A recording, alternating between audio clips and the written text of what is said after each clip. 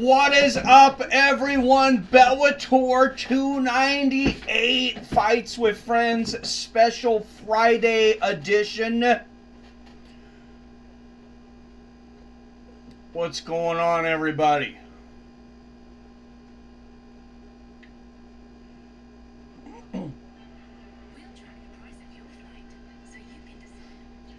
Jim, hello Jims. Welcome to Fights with Friends with our host, Seattle Mike. Stick around for a bit, join in the conversation, enjoy your night. Well, thank you, Jim.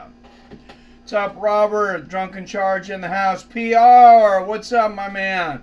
All right, 7 up in the chat to start this thing. PBR Street Gang, what's going on, man? I said 7 up in the chat to start this. Hit that like and share button. Thank you for the shares you guys have been putting out there lately. I think that's really what helped us avoid the kind of YouTube J-curve, the slope. After I took 2 weeks off, they really like to punish you for taking any time off. But you know, I'm not their corporate bitch, so I'm not gonna upload.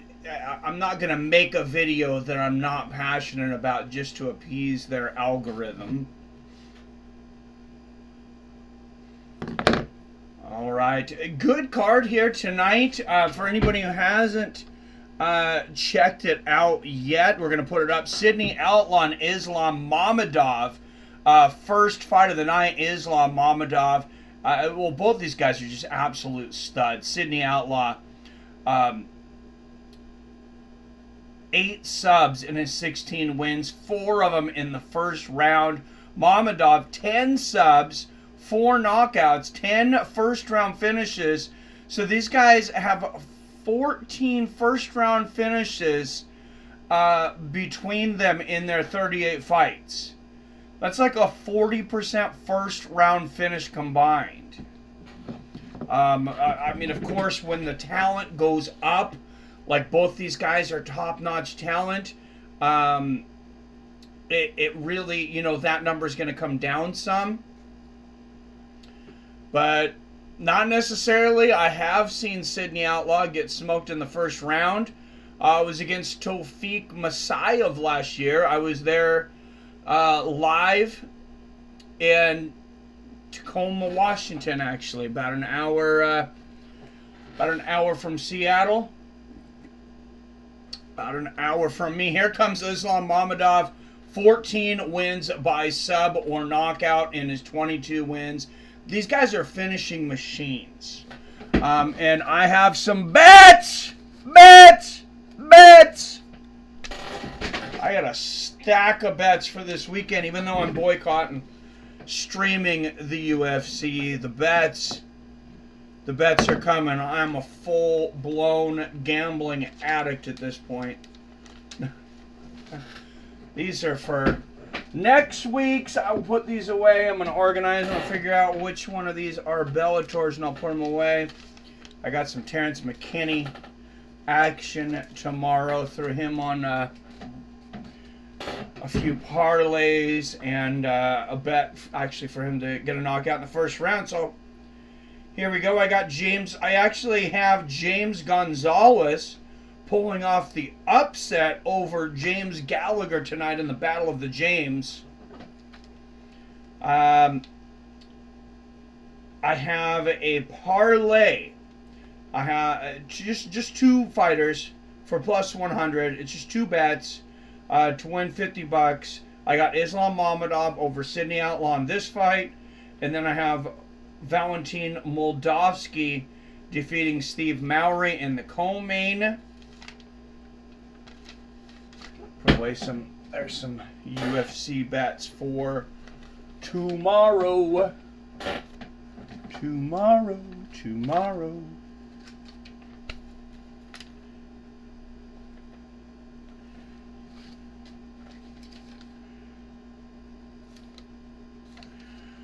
All right, guys. Sidney Outlaw, 16-5. Islam Mamedov, 22-2. Mamadov, 3 years older at 34. He is 3 inches taller at 6'5".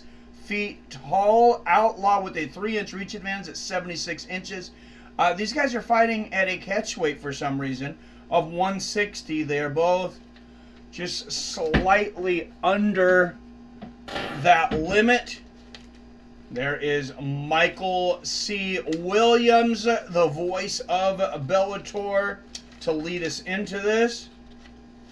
And there's another one. I got Brenan Ward, Logan Storley over Brenan Ward tonight. I parlayed that because it gave me pretty good odds with Luano Santos over Juliana Miller tomorrow.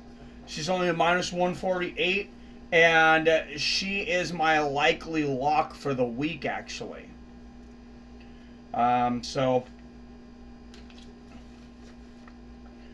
hoping these fights come through for me, of course.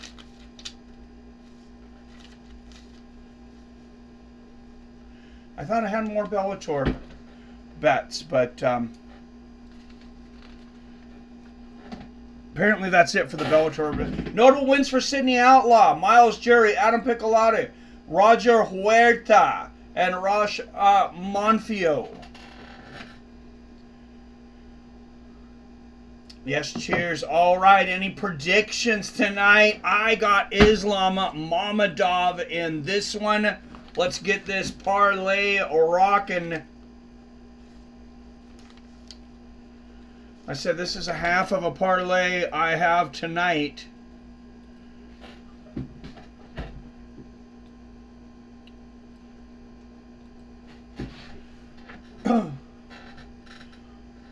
Good low leg kick there from Mamadov.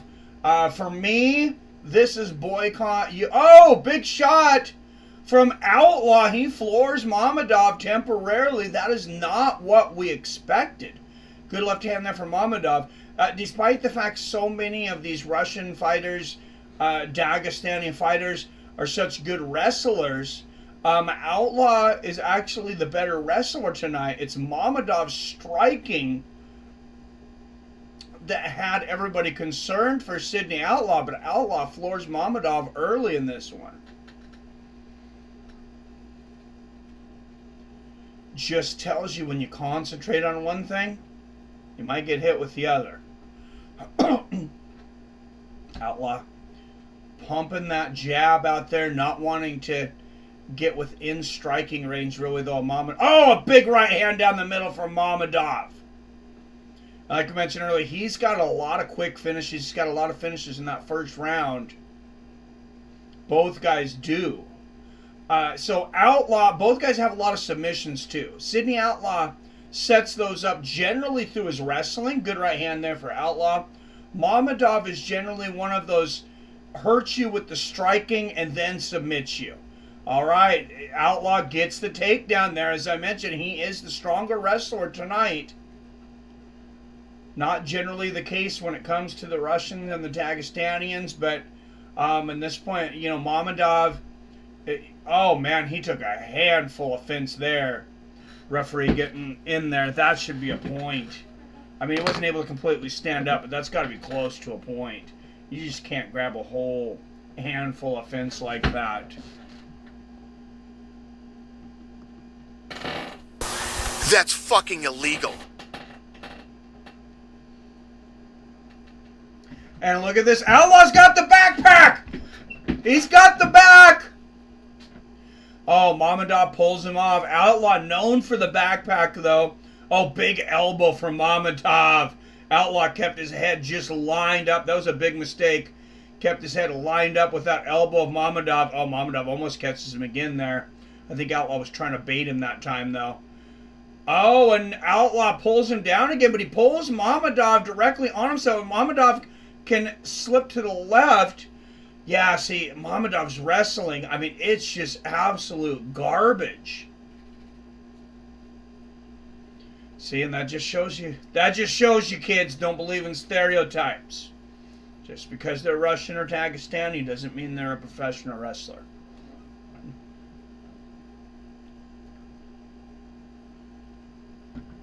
And it's Sidney Outlaw holding Mamadov up against the fence, landing big shots. Mamadov with blood squirting out of his nose here. 140 left in the first as he tries to get to his feet.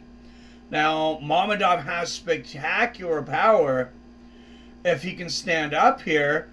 But Outlaw, he gets up, but Outlaw's still got the waist lock. Mamadov's got to remove those hands, and he's not able to. Outlaw backs up again. He can pull Mamadov straight on top of him. That's how bad Mamadov's grappling is. I mean, he's got a lot of submissions, but as far as like his takedowns and stuff, they're really not good. And Sidney Outlaw, as I mentioned, are known for his backpack, whether it's up front, whether it's on the back, or it's on the waist. I guess that'd be like the fanny pack. Oh, and Mamadov dumps him, and now Mamadov from behind.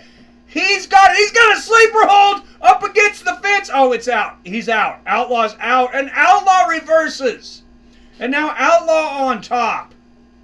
He's got to watch out for Mamadov's guillotine here, though, and he's free. Now he's got Mamadov up against the fence again, doing work. Oh, big body shot. You've seen Mamadov grimace from that shot up against the fence there. And another. There's a big right hand, big right hook, and the uppercut from underneath. A la Dan Henderson against Fedor Emelianenko. He didn't quite hit it with that savagery, and Mamadov lands that elbow again. Outlaw, that's the second time he's had his head lined up with that back elbow, and Outlaw's going to drag Mamadov down to the mat again. Got to give that round to Sidney Outlaw. 10-9 Sidney Outlaw through 1. Mamadov has got to figure out a way to keep on his feet. This was that beautiful jab off the start. That hit Mamadov right in the nose. And there you go. It was a jab in the middle that hurt Mamadov, busted his nose open and floored him. He just caught him right on. That's why in MMA a lot of times I'll say a straight left, even when it's an orthodox fighter. Because sometimes, yeah, it is just like a straight left. This is not like a jab with 12-ounce gloves on.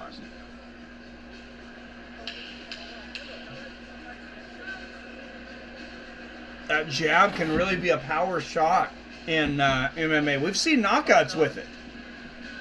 I think it was, I want to say Chris Duffy. We mentioned Islam Mamedov, the undefeated Bellator lightweight. Knocked out another heavyweight back in the day with a jab. All right, here we go. Round 2, a touch of gloves. We'll see if Islam Mamedov can change the narrative here in round 2, because Sidney Outlaw was whooping that ass in the first round. Exchange of lefts to start the second. And as I mentioned, the last time I seen Sidney Outlaw, I seen him live, and he got smoked on his feet from Tofik Masayev. So maybe he's like, hey, I don't want that to happen again. I'm just going to stick to my wrestling. Both guys missing in that exchange 30 seconds into the second. And Drunken Charge agrees with me. 10-9. Emmanuel Rodriguez, Melvin Lopez in boxing here tomorrow on Showtime, 6 p.m. Pacific. Good right hand there from Mamadov. And Mamadov, he's a good inside leg kick from Mamadov. He's got to get these combinations working. And you can see he's looking down. Watch his line of sight. He is looking down at the legs of Outlaw. He is obsessed with the takedown attempt right now.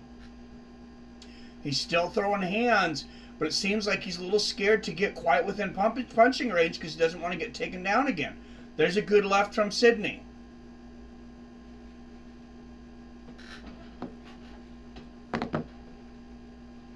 And Sidney continuing to pump that jab out there, keep Mamadov out of range. Oh, and now it's Mamadov that shoots for a takedown. Outlaw easily escaping. But as I mentioned earlier, both of these... Oh! Flying knee attempt there from Mamadov. As I mentioned earlier, both guys submission specialists. They have a lot of finishes by submission. Sidney Outlaw just one knockout in his career, though. I doubt the second one comes tonight. Knock on wood, because I bet against him.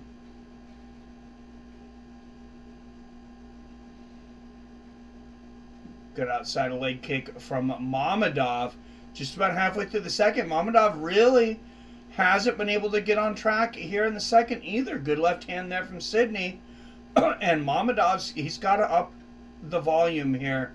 He's risking going down 2-0 and needing a finish in the third. Good left hand there from Islam. And Sidney Outlaw shoots. And Mamadov pushing the head down, but he's got to get that left leg out of there. And Outlaw again drags him to the ground. Sidney Outlaw, we can see what game plan he has for tonight. And this is something I've been doing recently. I don't know if they have it on Bellator,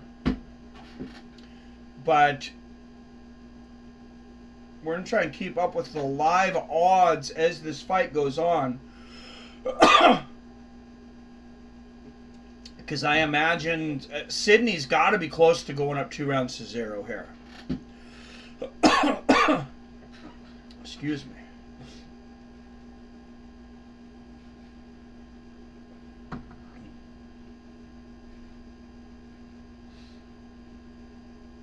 So money line is plus 100 for Sidney, minus 130 for Mamadov. So I would pull the trigger. If you can still get that plus 100, I would pull the trigger on that right now. Mamadov reverses there because Sidney's about to go up 2-0 in my opinion. Well, Mamadov on top here now, though. Let's wait a minute. We got about a minute left. This is a close round. It hasn't been an action-packed round. And now Mamadov on top in half mount. He's got to do some damage here, though. Outlaw doing a good job of keeping him off of him. Excuse me, a little bit of a dry throat here. Maybe the coffee earlier wasn't the best idea. And Mamadov jumping to mount, but he's running out of time here. Oh, and Outlaw reverses it up against the fence. This is really bad news for Islam Mamedov. Looking like he's well on his way to just the third loss of his career if this keeps going. And once again, I have to give that round to Outlaw.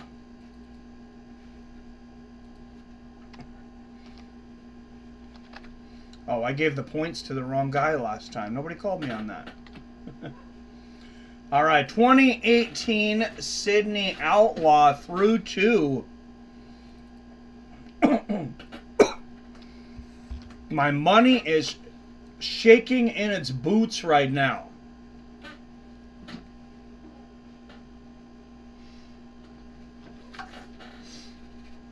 Because this is a decent parlay. I put 25 on it to win 25-22. Maybe not the best idea.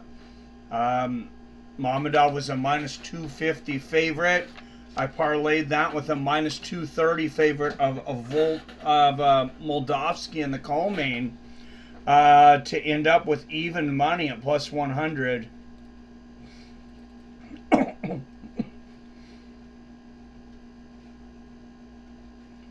Maybe not the best idea in the world.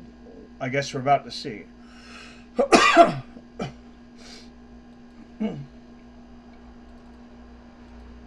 All right, round 3 is on.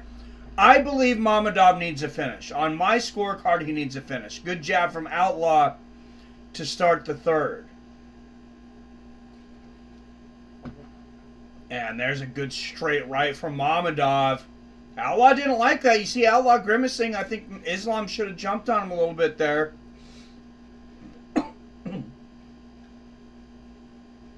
All right, Sidney Outlaw now a minus 270. Islam Mamedov plus 200. So like I said, I think you should have probably taken that plus 100 on Outlaw. Good right hand there from Mamedov. Even though I'm hoping Mamadov is going to come back here, since I've already bet on him. And Robert Kerrigan agreeing, 2018 Outlaw. What's everybody been up to this week? Everybody, you guys off the weekend? How many people are off the weekend? I'm off the weekend. I'm actually not working tomorrow. I'm trying to take some Saturdays off. Good right hand there from Mamadov. Kind of trying to fill the store up through the week with backstock, and then I got a weekend employee that's come in and throw it for me. Johnny Eblin and Fabian Edwards, Saturday, September 23rd. That should be a good one. And it's a 1 p.m. start time. I don't know what time the UFC starts that week. It's a ways out. Phil Deese is lots of yard work. Hey, I made it. Cheers. Cheers, Phil. Oh, good right hand there from Mamadov. Always shoots a spinning wheel kick, and Outlaw's immediately going to try and drag it to the ground, and he does with 3 minutes left in the third. Islam Mamedov, dude, I know some people might say, oh, you shouldn't say that because he's Russian. He needs to get in with Nurmagomedov's camp. Mamedov's wrestling is atrocious. It really is. I mean, he cannot stop the takedown attempts of Sidney Outlaw. And I'm not saying Sidney's a bad wrestler, because I don't think he is. But he's also not top of the food chain. He's not Logan Storley, which we'll see later tonight. As far as wrestling, I don't even think he's Aaron Pico. But so far he's been enough to keep down Islam Mamedov tonight. And I have a feeling these odds are crazy right now. Outlaw up to a minus 425 on the live. Mamedov plus 300. I don't think there's any value there anymore. Alright. Oh, they roll in transition. Mamedov ends up on top. He's got 1 minute and 50 seconds left. I believe he needs to finish this fight. One of these bonehead judges may have given Mamedov the second. Less chance that they did, because Outlaw reversed him at the last moment of the round and ended up on top. But he did have, about 45 of that last 50 seconds where he was on top control. And as you know, for some judges, that's all they need to see. They easily forget, what's happened in the rest of the fight. And Mamadov just drowning tonight. He has got to get some better wrestlers in his camp. This is just sad. This is sad to have this poor wrestling at this level in 2023. He just has no idea what to do with Sidney Outlaw here. And Sidney's got his legs hooked around Mamedov's, straightened out. And, I mean, Mamadov, he is throwing some elbows here. He kind of looks like he's trying. He almost looks like he's working just enough because he knows the boss is watching, though. You ever see that guy that just stands around and fucks around all day? And then he catches the boss out of the corner of his eye. He'll act like he's working a little bit because the boss is watching. Then he'll go back to fucking around. That's Islam Mamedov right now.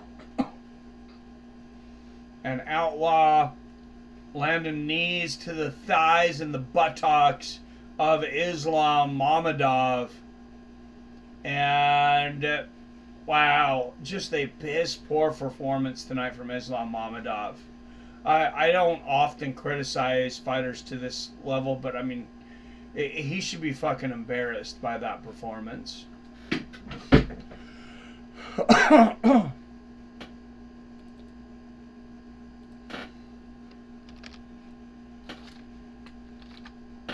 Take nothing away from Sidney Outlaw, but he didn't have a lot of opposition tonight to his game either.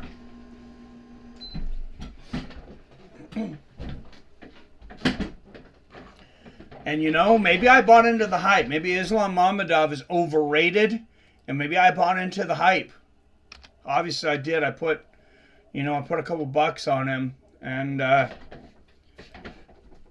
first bet of the week, 25 bucks down the drain. Because, of course, it doesn't matter what happens in that other parlay. Well, strikes landed actually in favor of Islam Mamedov, 43-31, but 10 fucking takedowns for Sidney Outlaw. If Sidney Outlaw takes you down 10 times, I'm not saying I could stay on my feet, but you probably need to go to a wrestling kit. You don't need to be fighting on a professional level for a minute. So it was a great performance. What's up, Jeremy Kennedy? I mean, it was a decent performance for Sidney. It was a piss-poor performance for Mamadov. Let's get the official decision here. I'm not going to rip up my bet slip just yet. But I'm assuming they're going to... Anthony Manus and Brian Miner. All three seen exactly the same at 30-27. There we go. For the win by unanimous decision, Sidney Outlaw. So, you know, I'm honest with you guys. My first bet.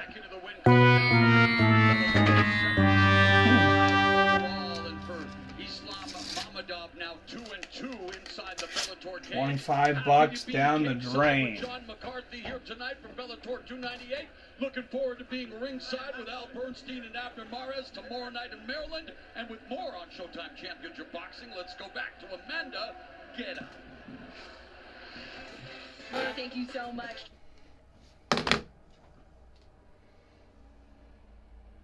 Yeah, great performance.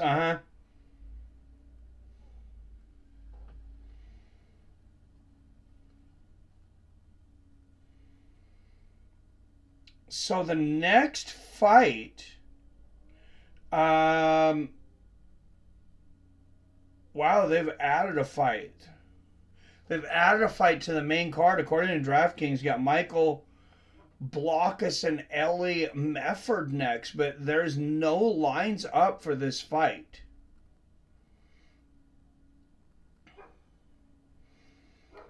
So I find that very interesting. They may come back on here in a minute, but at the moment, it's locked on DraftKings.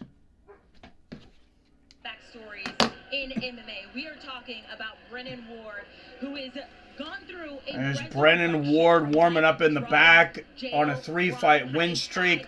Been in jail, just got out of rehab, was addicted to hard drugs. Why the decision to retire? Because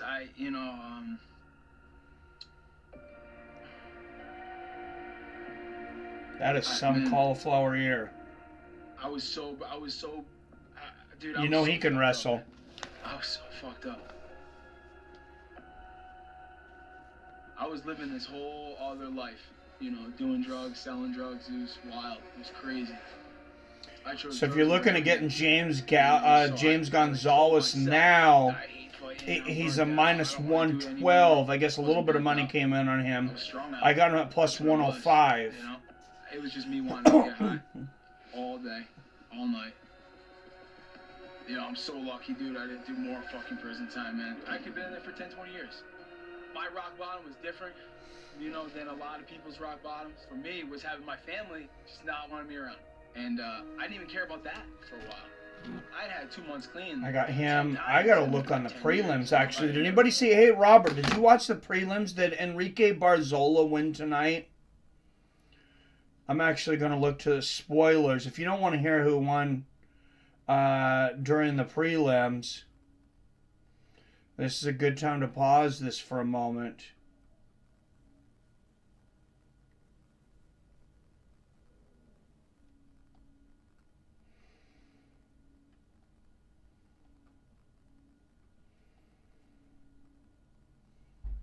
Lucas Brennan winning tonight. Yes, Enrique Barzola with the decision win. So that's 50%. He was a minus 205. I've parlayed him with James Gonzalez against James Gallagher tonight. James Gallagher has great grappling. He does a lot of things good, but he's on a 2-year layoff. And I just felt the time James Gonzalez is going to be too much for him tonight. We'll see, though. All right, so I can't remember. I'm super high. There's a surprise. Got 100 on Brenan Ward to win 260. What's up, Jesse Morgan? Hey, good to see you in here. I haven't seen you in a while. I do have to bet against you tonight. Since I have Logan Storley. I have Logan Storley and Luana Santos together in a parlay. Like I said, that is my lock of the week. So if there's a lock this week, it is Luana Santos over Juliana Miller. Juliana Miller, in my opinion, if you've seen her fight, you already know what I'm about to say.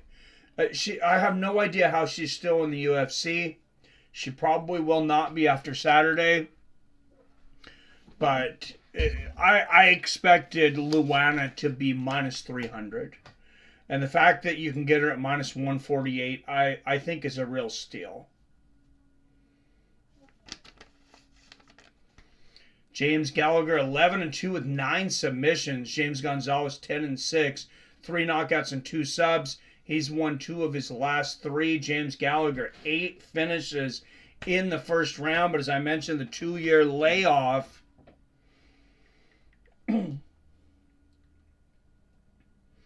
That knee to the head. Nice. I've always liked Irish Brenan Ward. I like him too. But just, from a betting standpoint, I'm trying to bet less with my heart. And on some of these, I still do it plenty. But on this one, I just felt like Logan Storley was the better bet. But we'll see. I've been wrong once tonight.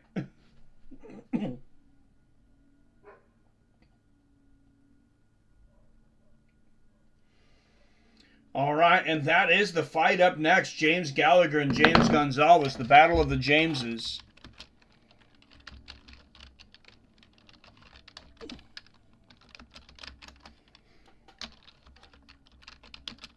Couldn't they do like some kind of hokey WWE spoofy thing, like the loser has to go by George from now on? Like there can only be one James? I don't know. As mentioned, he's been able to talk more and more. He says this is Sunshine's return. So Chris, Marca, Small Christopher, we love you. We are thinking about you, and we support you. This is, oh yeah, I get it. I'll always take a dog like that, though. Shout out to you, Mike. Hey, shout out back to you. No, I got you there. I did take some dogs this week. I put a couple bucks on Neil Magny, actually. I mean, I don't know how likely he is to win, but he's like a 3-1 underdog. Tomorrow against Ian Gary, and I am just not sold yet on Ian Gary. If he dominates Neil Magny, if he takes Neil Magny out super quickly after his last performance, which was also super impressive, I'm going to start having to give him some respect.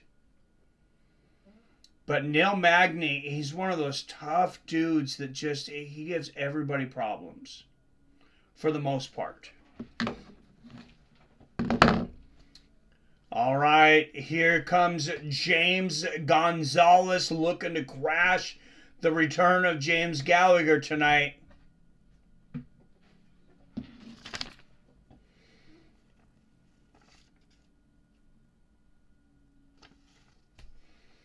And as I mentioned, I already got one half of that parlay one. I got Enrique Barzola. Defeated Jalen Bates earlier. I need James Gonzalez to win this one. For a plus 205 win. Bet 1250 to win 38-13.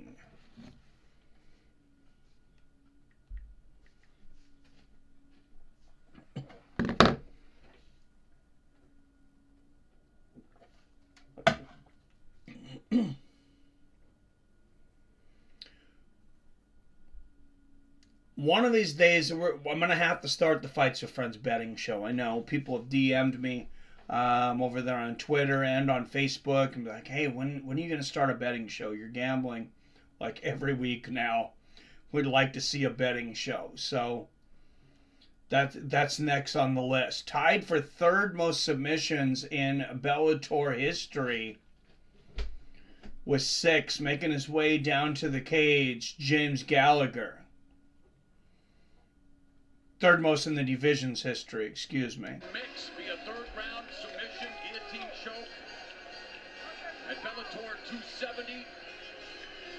Gallagher known for his guillotine and rear naked chokes, John. So but it's more than just the fighter in the cage. It's the fighter outside of the cage and everything he's had to endure. This fight is really a toss-up in my opinion, and the odds makers got it right. Like I said, it's a pick'em right now. It's God, I was just looking at it. Both guys are like minus 110.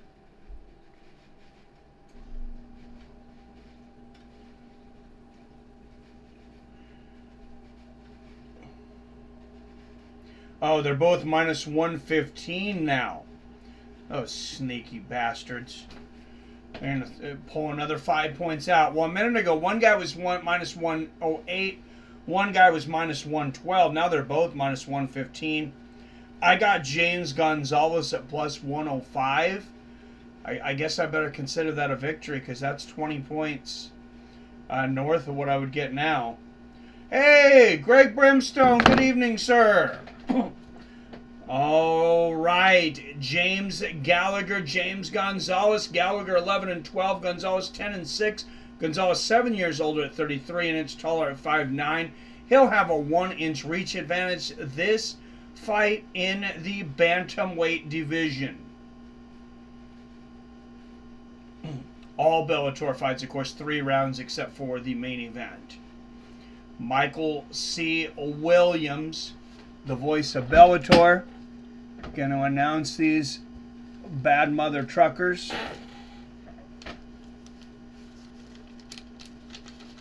All right, out of the blue corner, 5 wins by knockout, KO or submission, 10-6 overall.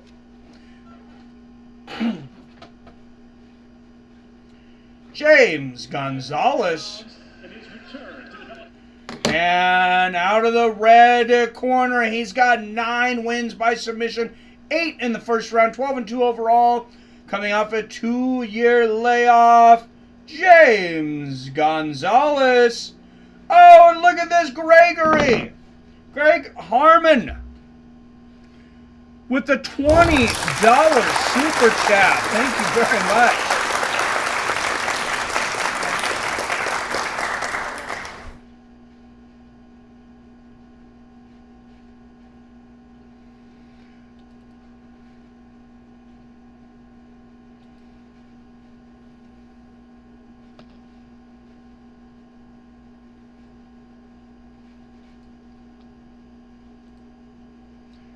Oh, man, these guys going at it early. James Gonzalez trying to take this down to the ground quickly.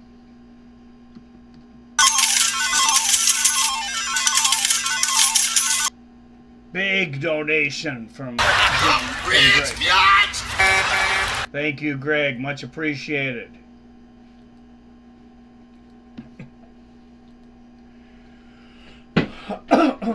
And James Gonzalez on the bottom of James Gallagher here. Oh, big hammer fist from Gallagher. Gallagher looking to come back with an impressive victory here.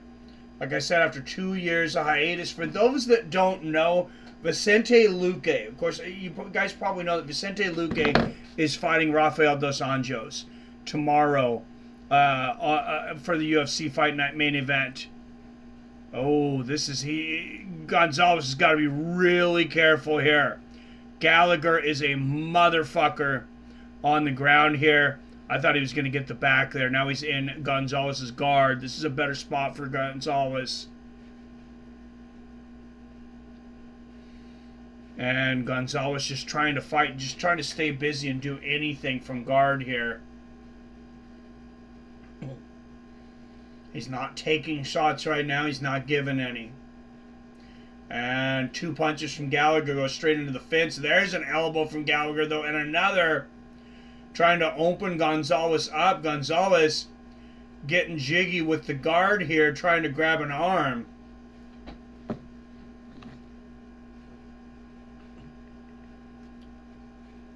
Both of these guys submission specialists. What's my buy-in for Verdict? Verdict Mike. Forgot to mention it. I'll go Gallagher, but no bet on this one.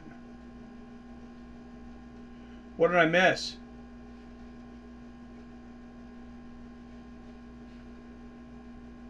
Oh, that's your buy-in for Verdict. Okay. So I won't put it on the tips. Thank you, Greg. So Greg is paid up. Thank you for that. Yes, and if you can, if you want to be in the $20 pool for Verdict, obviously I'm going to keep it open for a little longer because Greg's the first one to pay. You can send it to me through the Cash App. If you don't have Cash App, let me know. I can do Apple Cash. I can do PayPal, even though I don't like messing with them. I prefer not to do it through Super Chat because it costs me 30%. So, which I'm happy to pay for donations, but then I would have to eat 30% of your entry fee if it was through a Super Chat. Oh, Phil D. Roll!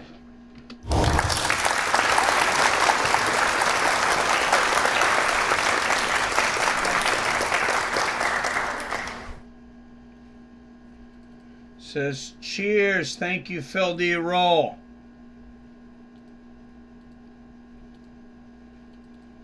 And Gallagher on top, working on a leg lock maybe here.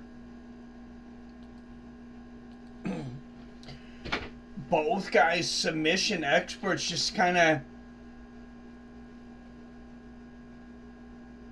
you know, it's kind of even this match out seemingly. Nobody's really had a dominant round, I don't think.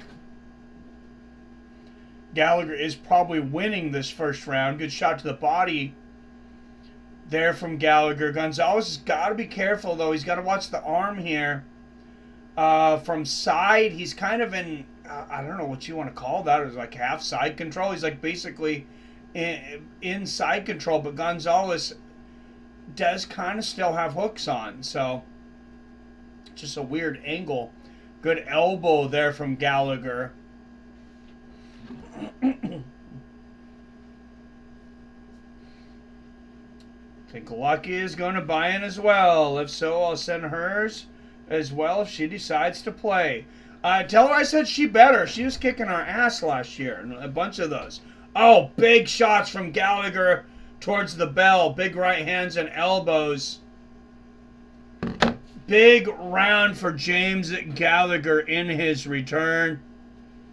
And, you know, I might be looking, we're only around him, but I might be looking at my second loss of the night here.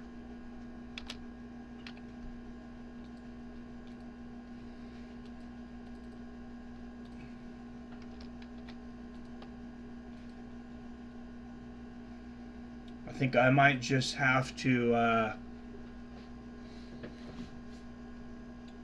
start taking a lot of these bets live from the casino. Work for the next couple of months, so I have to wait. Oh crap! What's up, Jim? I have to figure a way to send it my Cash App. Don't work here. You can send it Apple Cash to my phone number if you want. I'll pay at the end of the month, Mike. All right, sounds good, man. It's a 6-month competition, so I'm going to continue taking money for a little while.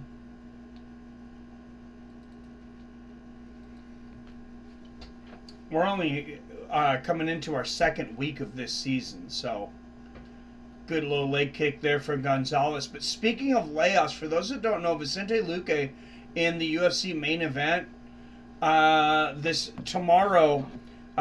He's coming off of a year hiatus. He actually had a brain bleed after his last knockout loss. Some scary stuff. And you gotta hope he's okay, but I did take Rafael dos Anjos for the fight. It was basically a pick'em, and just like this fight, good body kick there from Gonzalez and a good inside leg kick from Gonzalez.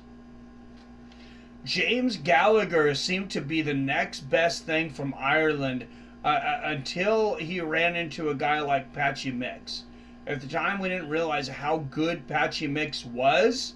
Oh, and I love that from Gallagher. He fakes the flying knee, but he does it as a jump move to close the distance on Gonzalez and get the body lock here. And Gallagher easily sweeps Gonzalez to the ground. Gonzalez up for a second again, but Gallagher still got a good grip on him. Gonzalez down to a knee now, and Gallagher says, I'm close enough. I don't need to take you the rest of the way down. I'm going to go ahead and start working on position. And he does, dragging Gonzalez to the ground. He's looking for full mount.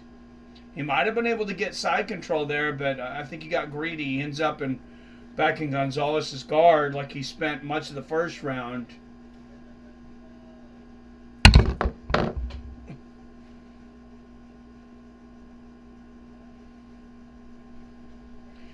You know, I got to remember to take my alpha brain before I go to make my bets. I do swear by that stuff. Even though they're not a sponsor at this time anymore. But I do feel sharper. I don't know. I don't think I made the greatest bets last week. I think, or for this week, I think I'd like to take a few of them back. Gallagher working on a guillotine here up against the fence. And the longer this goes, the more dejected the 10-6 Gonzalez gets, I think.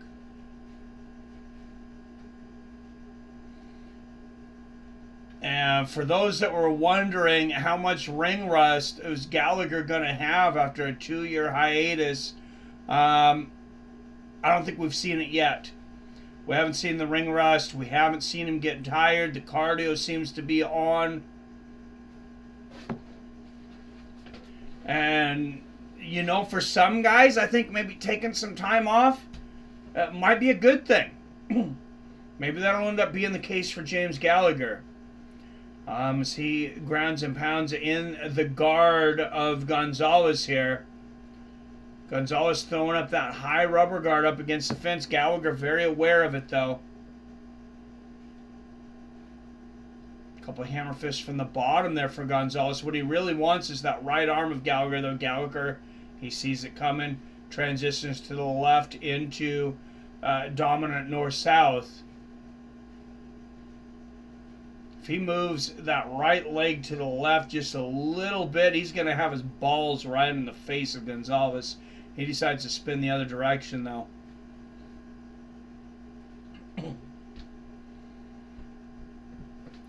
And Gonzalez now in half guard. Gallagher just dragging him along. Gonzalez landing a few shots here from the bottom, but I feel like Gonzalez is at risk of going down 2 rounds to 0 here.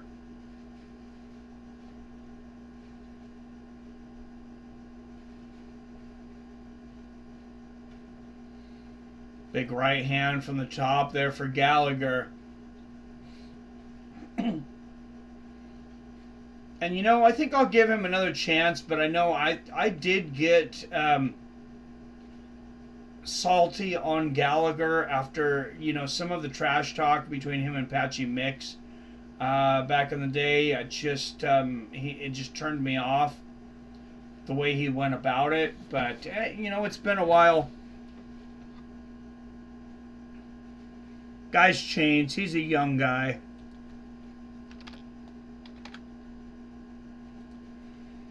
All right, 2018 James Gallagher through 2. And I would imagine now the live odds have got to be through the roof in favor of James Gallagher. Yeah. Gallagher just went to a minus 810 favorite, plus 500 on James Gonzalez. And at this point, I don't even know if I can tell you to put money on Gonzalez at plus 500 in good faith.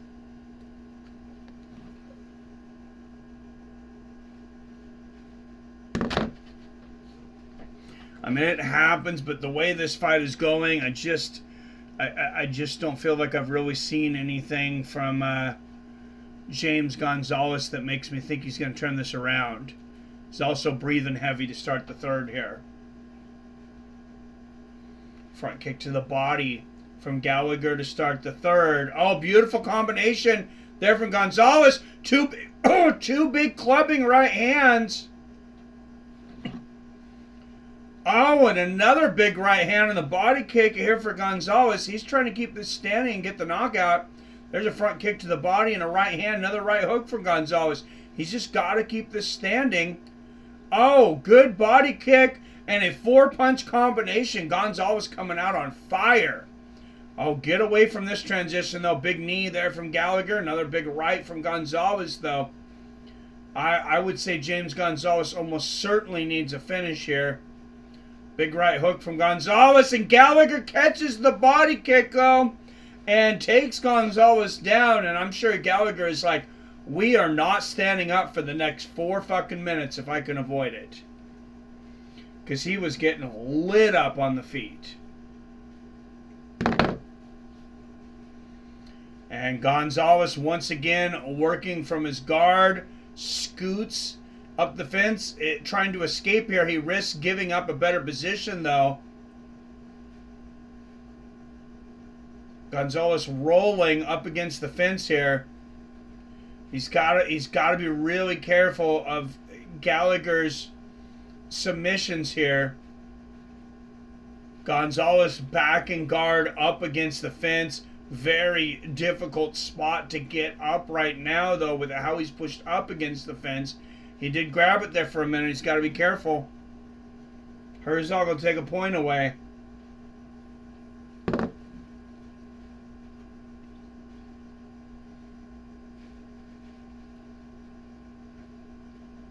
And still minus 800.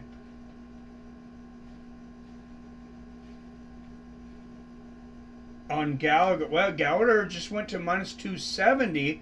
James Gonzalez to plus 500. So they like, I guess, what Gonzalez is doing in this round.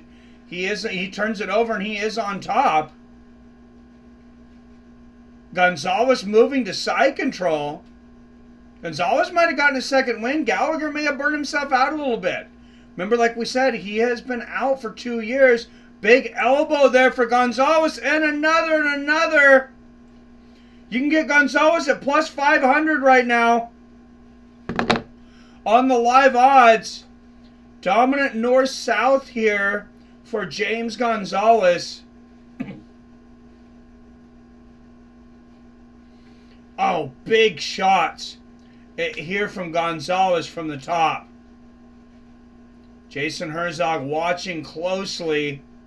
Nice knee to the body there from Gonzalez. He needs to just stand up, though. He can stand up from here. He's in side control. Unhook that left leg and just stand straight up, because I feel like he was maybe on his way to knocking James Gallagher out. 140 left in the third. I still believe that Gonzalez needs a finish here.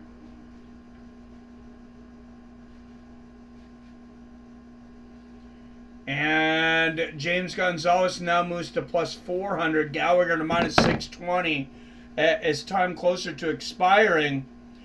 Gonzalez he's got full mount. Gallagher in total survival mode right now. I'd like to see Gonzalez throw some right elbows. And there it is. There's one. He's in a great position to throw some elbows right now. Instead, he wraps that right arm underneath Gallagher. Now, total strikes landed 125-30 in favor of Gonzalez. So we're going to see what the judges like most. But, oh man, big right hands from the top here for Gonzalez. If there has ever been, a fight in recent history that is a case to judge a fight as a whole and not round by round, this is fucking it. James Gonzalez now moving to just a plus 200. Gallagher minus 270. And Gonzalez raining down shots. I think I would still take Gallagher at minus 270, though, because he won the first 2 rounds. I just don't see how James Gonzalez is going to pull this one off. But obviously, the odds makers building in the chance for a bad decision. Big right hand from James Gonzalez. He's raising his arms up. It is really going to be a question in my mind as far as how the judges look at the Gallagher not raising his hands. Let's see what they think of that body language.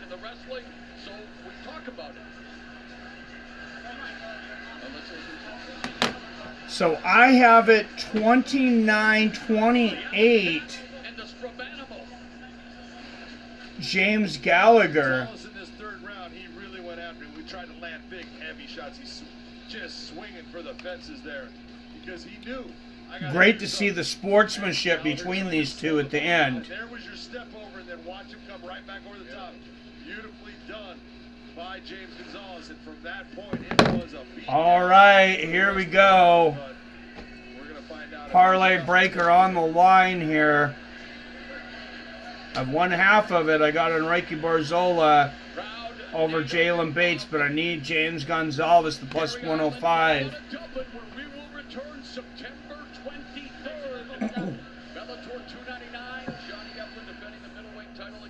And Robert has it the same, 29-28. Gallagher. Now he would love to get the win, but it will come down to the 3 judges at Cape Side.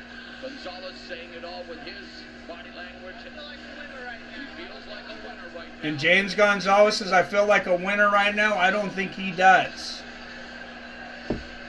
So good, smart body language here from James Gonzalez. James Gallagher staying very quiet. Obviously, he didn't end this fight well, but I think he may have done enough to hold on. The decision will go now to your 3 judges at Cape Side. Your first judge, Brian Miner, scores the fight 29-28. He scores the fight for Gonzalez. 29-28 Gonzalez. Scores the fight 29-28. He sees the contest. Split decision, 29-28 Gallagher. Last judge. And final judge. Oh fuck, I'm nervous. Aaron Cologne scores the fight 29-28. Come on, come on, come on. Come on, Gonzalez. Ah! And Gallagher gets it. That's how I had it.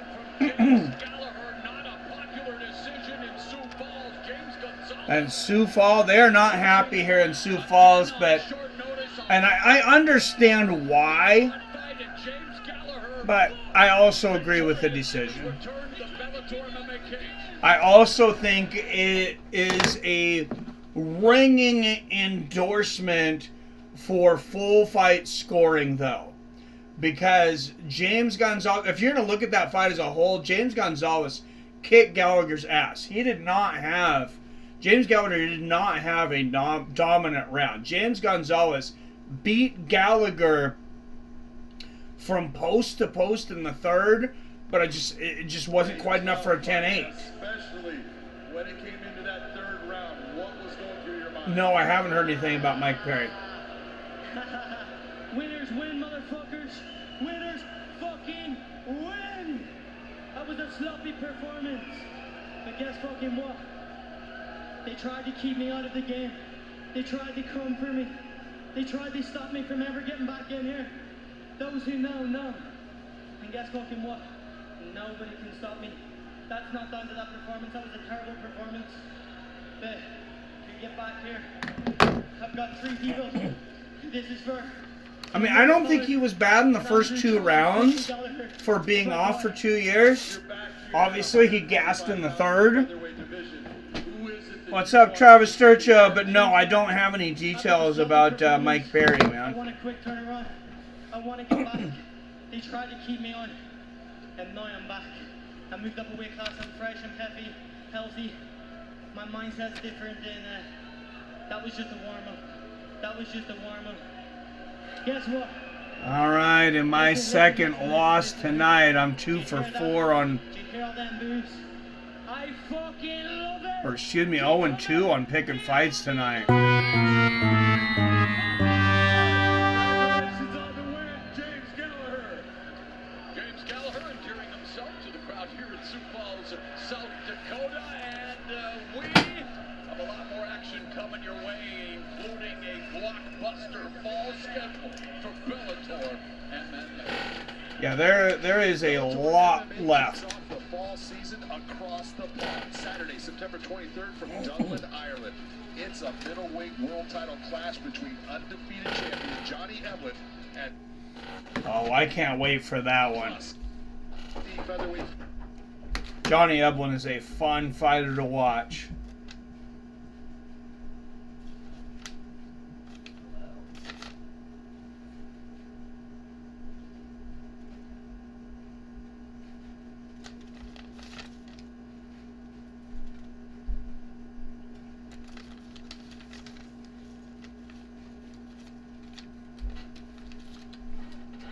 So I got a couple of big parlays here too. I got to see if any of these are dead. This one is dead. Luckily, I only put $3 on it to win 79, but I had Islam Mamedov on there. By the way, Anthony Joshua fight back on. He's got a new opponent, but it's Robert Helenius. Last time we seen Robert Helenius, he was getting absolutely smoked in the first round from Deontay Wilder. I mean, didn't even put up a fight. Of course, his original opponent for Anthony Joshua tested positive.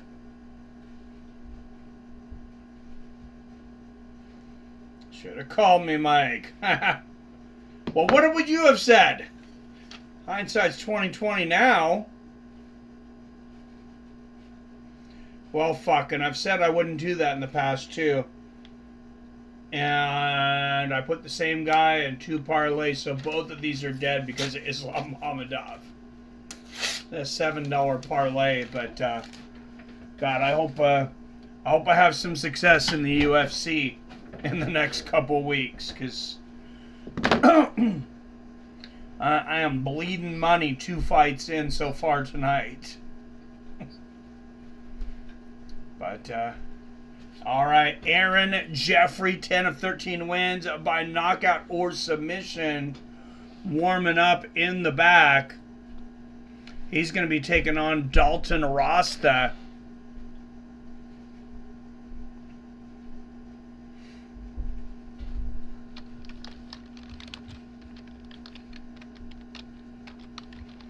And, you know, when I looked at this week's card, both cards, I was like, man, there is not a lot that really jumps out at me for great bets. And then I feel like I kind of forced it. So the week before, I had bet $202. That's what I had with me. I came out $103 on the positive. So I had $305. Felt the need to put every single dollar right back into it. And, yeah, I should have waited for a better week.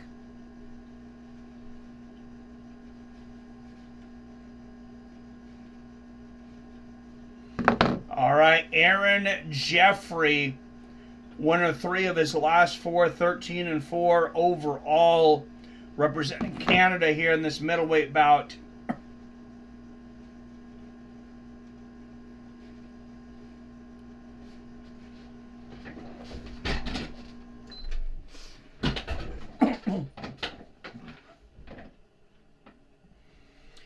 Aaron Jeffery with the 70s porn stash and the hair.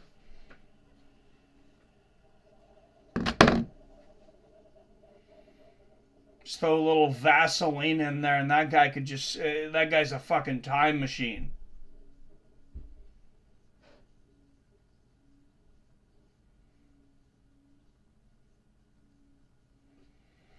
He's got the stash, and then he's got like just the 5 o'clock shadow basically of the goatee, and then everything else shaved off. That's interesting.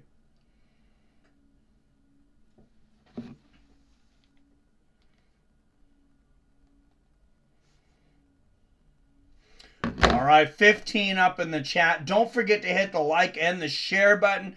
As I mentioned, I think you guys sharing this, and because I can look at how people are finding this, and they're finding it through recommendations. And I think, you know, not completely losing the channel after taking 2 weeks off. I fully expected to be punished by the algorithm. You know, we really weren't so much, and that helped us get over 4,000 views for the Nate Jake Paul fight, even though, you know, we were going up not only against MMA holes that night, but also against Joe Rogan.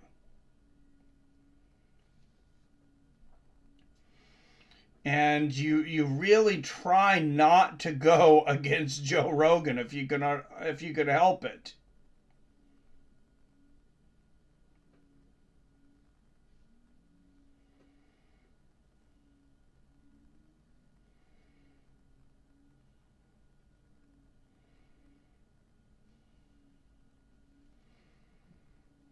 So yeah, 4,100 views for Nate Diaz versus Jake Paul. I'm pretty happy with that.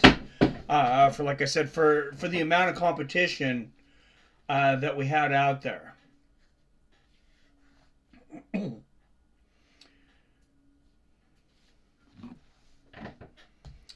All right, Aaron Jeffery 13-4, Dalton Rosta 8-0.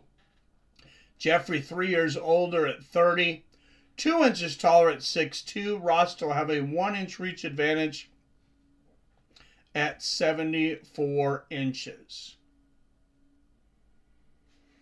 Yeah, I would have bet on this one too. If I was going to bet on every fight, I would have bet Dalton Rosta. Which, with the way things are going tonight, I'm feeling like everything I throw out there is a jinx. So, all right, notable wins for Jeffery: Austin Vanderford, Andre Petrosky, and Fabio Aguirre, all knockouts. So Aaron Jeffery, definitely a live dog tonight against Dalton Rosta.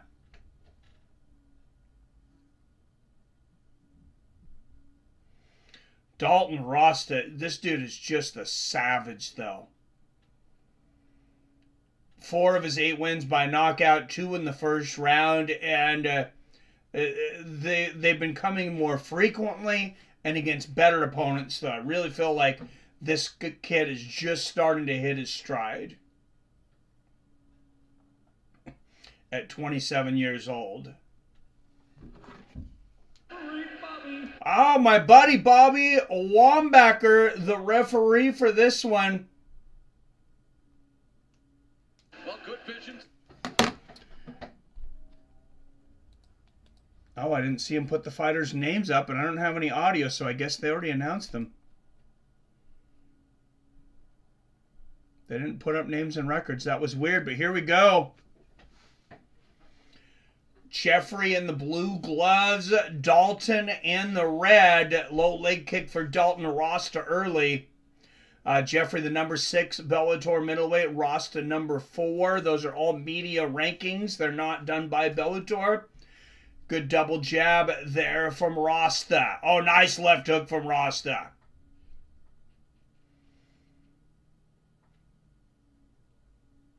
And a good left hand there from Jeffery. Oh, look at that. Big combination from Rosta. Finished off with a right hook to the body. Low leg kick from Jeffery. But that was a good 4-punch combination from Rosta. And a front kick to the body there from Jeffery. Rosta with the low leg kick. Oh, and a nice left hook. He's got a big hand speed advantage, I feel. Rosta's got very quick hands. Jeffery might have a power advantage, though. Good left hook to the body there from Rosta. Oh, and look at that right uppercut in the clinch from Rosta. That almost lifted Jeffery off his feet. Beautiful shot.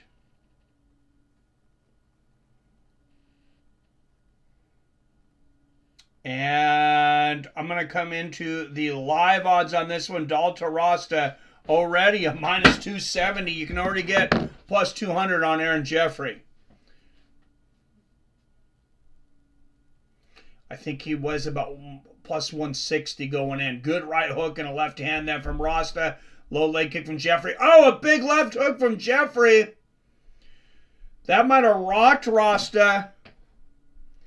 I mean, if I could get Aaron Jeffery at plus 200, I would probably take it. Just because I feel like this is another one of those kind of toss-up fights. Good knee to the body from Jeffery. Couple left hooks to the temple. I'm not saying I think he would win, but I think, you know, at plus 200, I think that's a value.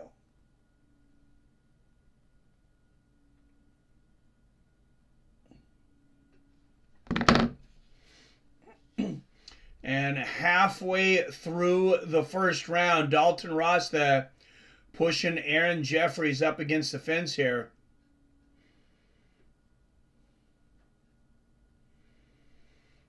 Oh, nice knee to the body from Jeffery. At this point, I'm just hoping to go 3-2 for the night after missing the first two. Oh, big uppercut there from Rosta and some good right hands to the body. Knee to the body from Jeffery, but Rosta really digging with those right hooks to the body. You see so many guys throw the left hook because they're trying to catch that liver. But, I mean, a body shot, you know, right hook to the body, if it's open, that's going to hurt too. It's not where the liver's at, but there's other damage you can do. Oh, nice right uppercut and a left hand from Rosta on the break. And there's another left hand from Rosta. A couple of low leg kicks there from Jeffery. There's a third. Oh, big combination again from Rosta. Lands a left hook and a right uppercut in there. Jeffery floors Rosta with that leg kick, though. So it looked like Rosta picked up his front leg to check, and Jeffery just kicked all the way through to the back leg and took him out. So a beautiful little sweep there. Rosta popped right back up. But, I mean, technically, is that a knockdown? Is it a takedown? In my opinion, it's a takedown. You know, however you want to judge a takedown, that obviously no damage done. So I wouldn't put a lot of emphasis on it. Good knee to the body there from Rosta. Jeffery answers. Left hook from Rosta up against the fence and two right uppercuts. Oh, and they exchange knees. I love how Rosta can uncork that uppercut with just a little bit of daylight. I mean, very few guys can do that in their dirty boxing in the clinch. I mean, like right now, he's in the clinch. The left arm is completely incapacitated from Jeffery here. And, well, now Rosta coming in with the double underhooks. Looks like maybe he wants to get a takedown before the bell here. I would have just continued to strike if I was him, though. He was doing excellent. And now Jeffrey's got him in a guillotine. Lands two big knees to the face. And a third. He almost knocks Dalton Rosta out. Man, those are some vicious knees. But you saw Rosta playing the game. No, I called time. Dalton, over here. Get out. I called time. Get out. All the cameramen, all the trainers need to get out of the cage. We got you with the knee in the head. So do you need the doctor to come take a look at you, or are you good to go? Okay, hang tight for me. So was there an illegal knee? Down in you got him with the knee. It was incidental. You got to be careful of that. You got to be charging your own weapon. Now you're going to see Rosta put his hand down to the ground. Okay, he was down. And you know, and this is why I'm surprised that Bobby doesn't do more UFC. I know it is his main income. Dude just loves to travel all over the country. But he is a no bullshit type guy. He won't over ref, but when he needs to take control of the situation, he's going to do it, and he did that right there. He was trying to address the illegal knee, and you know, you got guys running all over, and he couldn't speak, so he's just like, hey, everybody get the fuck out of the way. Ready to check that kick. He's coming. Hey, down the middle. Straight down the middle, so it's there. On the hooks, down the middle. Yeah. That kick's coming. Be ready. Another MMA great Mike Brown. One check. He won't do anymore. Be ready. All right, odds coming into this second. Now Dalton Rosta just minus 125. Aaron Jeffery minus 105. So kind of along the lines, I'm thinking very close first round. Some of the judges, at least one of the judges, may have gave that to Jeffery because of those knees of the belt. They should not, though. One of them was illegal. I firmly believe that Dalton Rosta won that first round.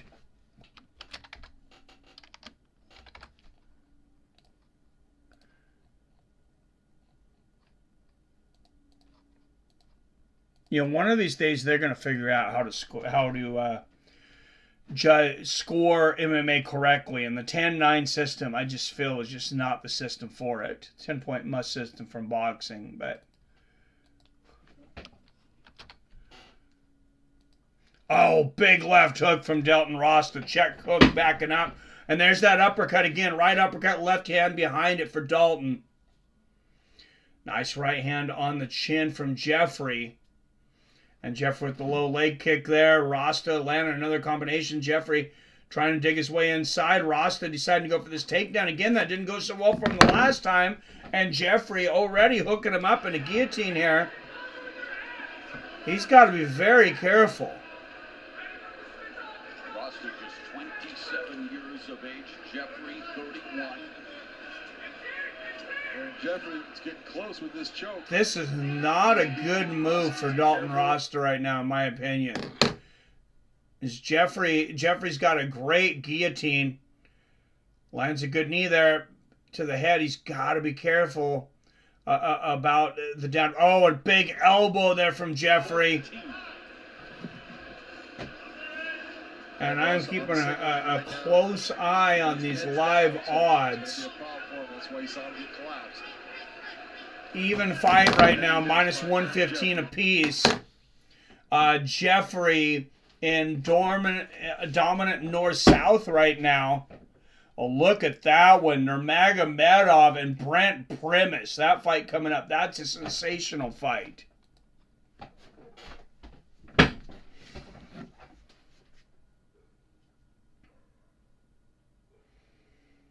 Bummer, no King James tonight. 10-9 roster. Are you out there, King? He might not have seen the, might not have gotten the notification. Oh, big knees there from Jeffery. Right, Rosta's got a hand down. He has the ability right now to ratchet in. Did he not have it down yet? Maybe here in South Dakota, you have to have more than a hand down. I don't like that rule where you can just put a hand down and then not get kneed. And Robert agrees with me, 10-9 Rosta.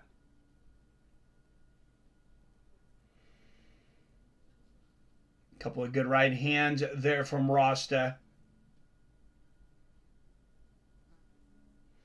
And Rosta ducking down, Jeffery pushing his head down.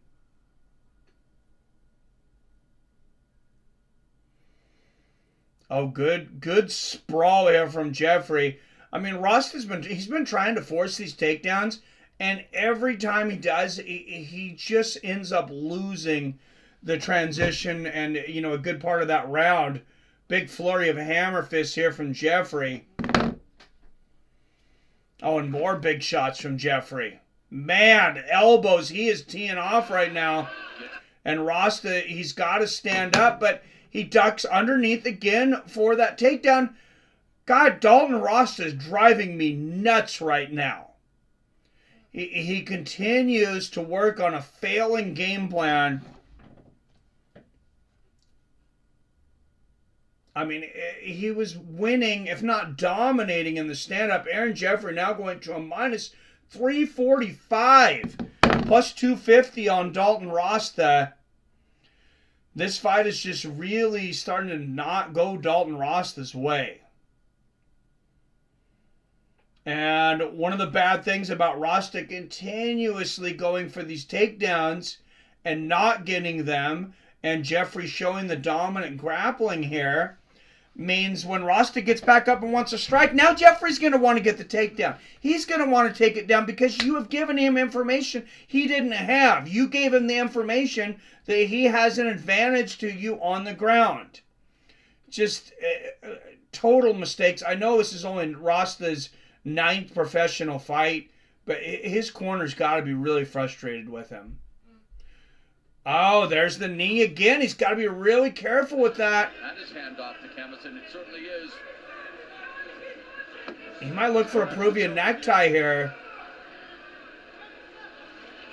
20 seconds left in the second.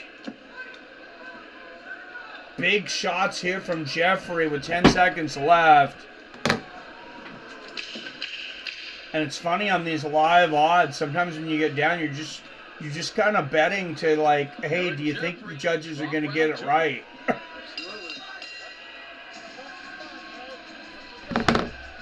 All right, I got it 19-19 through 2. I do feel the fight is starting to trend in Jeffrey's favor.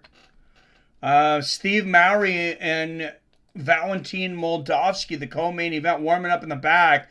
Moldovsky 11-3, Mowry undefeated at 10-0. All finishes for him. 6 submissions, 4 knockouts for the 10-0 Steve Mowry. He's got his hands full tonight, though, with Valentin Moldavsky. Moldovsky is a savage. 11-3, 3 subs and 1 knockout, but he just keeps coming. I mean, dude's almost like a heavyweight Khabib. I know that's an overused adage in our sport now. But Aaron Jeffery now minus 298 on the money line, plus 220 on Dalton Rosta. And I feel, just as the Drunken Charge Robert Kerrigan does, that this is an even fight going into the third. Good inside low leg kick there from Jeffery. Oh, and another. That was a nasty leg kick. And Big John McCarthy has it the same as me and Robert, 19-19. But Dalton, oh man, Jeffrey's eating up that front leg. There's a big combination from Rosta. And a right uppercut. He's got to stop backing up. Nice left hand there from Rosta. There's another big combination. Low leg kick from Jeffery. If Dalton just stops going for the fucking takedowns and keeps striking, he's still got a good chance to win this fight. Good exchange, both guys did. But Dalton, you fucking idiot. There he is, going for the takedown again. Dude, this has not been successful for you the entire time. You are winning on your feet, and you are committing career suicide by this stupid fucking game plan. I'm sorry, I could not be more frustrated.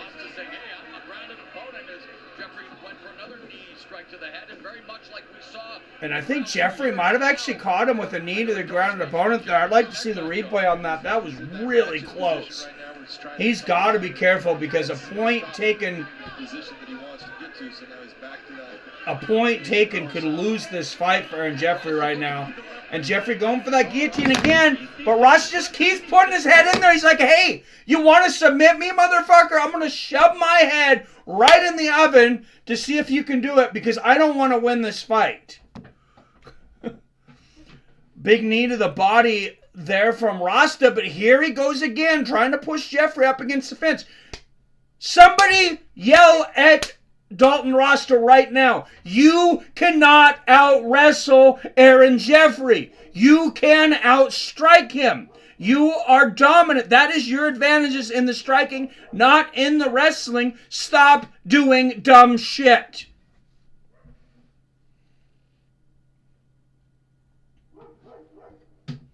God, you would think I bet on this fight, but I am so frustrated with Dalton Rosta's game plan right now. that I just, it's really disheartening to watch this kid have such an advantage striking and just continue to purposely throw it away.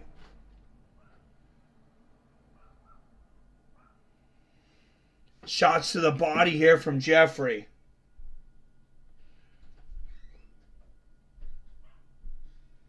And Aaron Jeffery now a minus 620.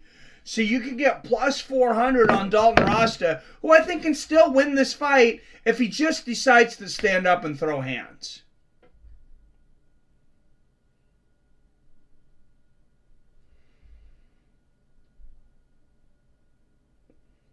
And now Jeffery sweeping Rosta from behind, lands some big ground and pound. As I mentioned, Aaron Jeffery didn't know that he had a grappling advantage. He was trying to keep this standing where he was losing. A couple of big knees there from Jeffery, but Rosta says, hey, let me show you something. Let me show you where you're better than me, and then continue to put myself in that position. Big low leg kick there from Jeffery in the left hand, and Dalton, this is hard to watch. He goes for the takedown again. I just don't understand this.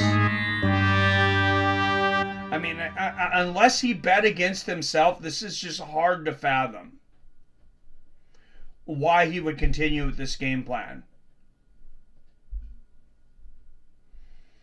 Big hammer fists and body shots here from Aaron Jeffery, and Dalton Rosta just continuing to hold on to this leg. This is one of the strangest moments I've seen in MMA in a long time. This is just unfathomable. And Jeffrey's really teeing off on Rosta on the ground here. And he just continues to try to grab this leg. I mean, I hate to accuse guys of oh man, 3 big body kicks there from Jeffery and the stomp on the body. Remember, you can kick and stomp to the body of a ground opponent. And Aaron Jeffery taking full advantage. He's going to ground and pound it out to the bell, almost finishing Rosta here. Just, I mean, D- for Dalton Rosta tonight. And Jeffery might wrap up the choke here. No, he was very close. A couple of big elbows. 29-28, Aaron Jeffery, in a really frustrating fight to watch.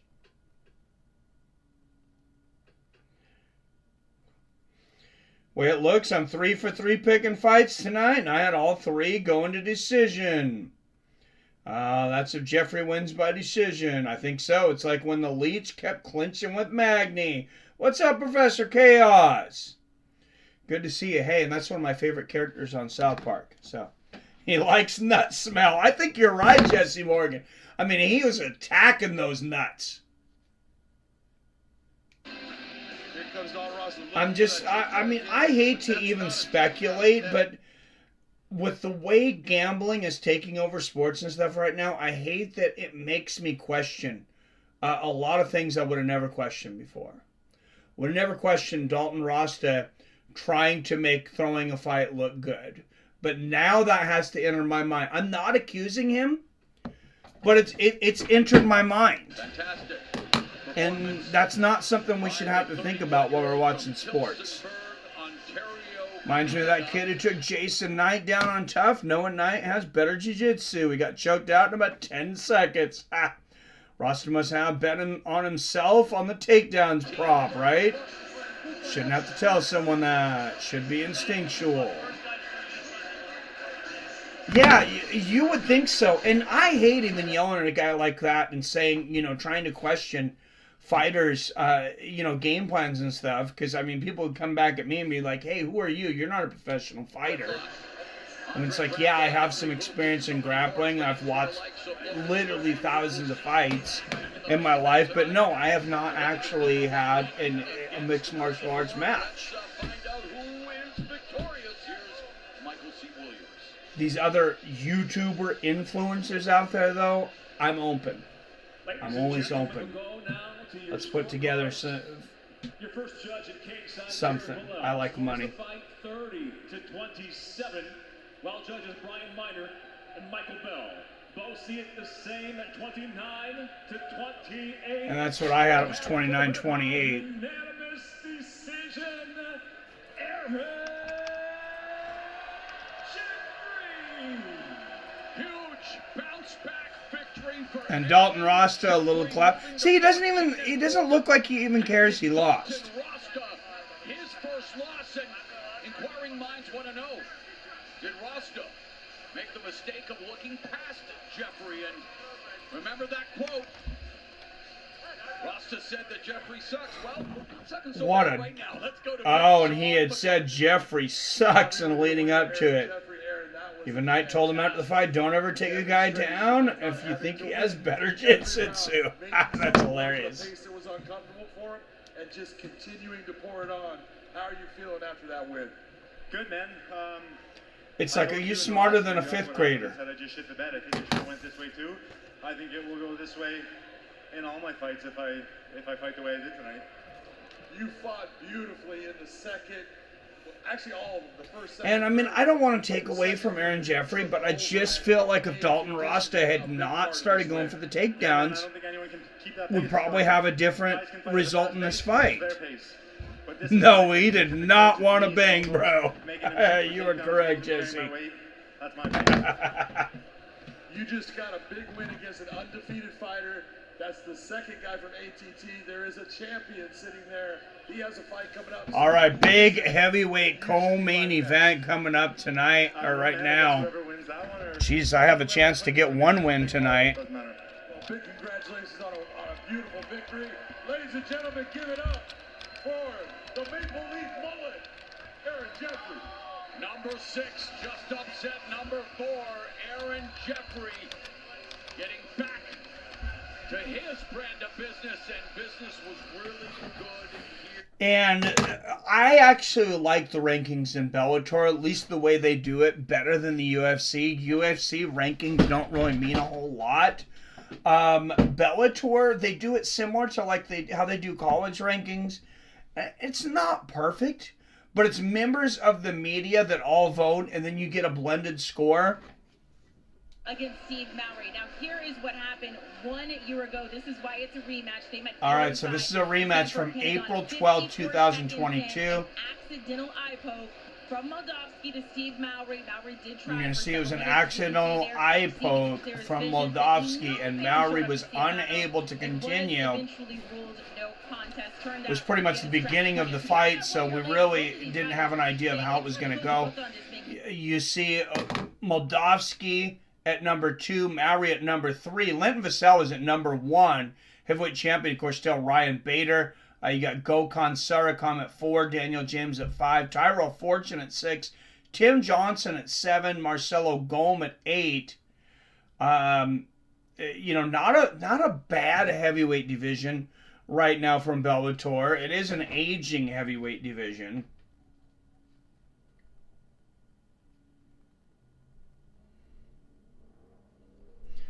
Says some. All right, 19 up in the chat. Don't forget to hit that like button. Hit that subscribe if you're not subscribed to the best MMA community on YouTube.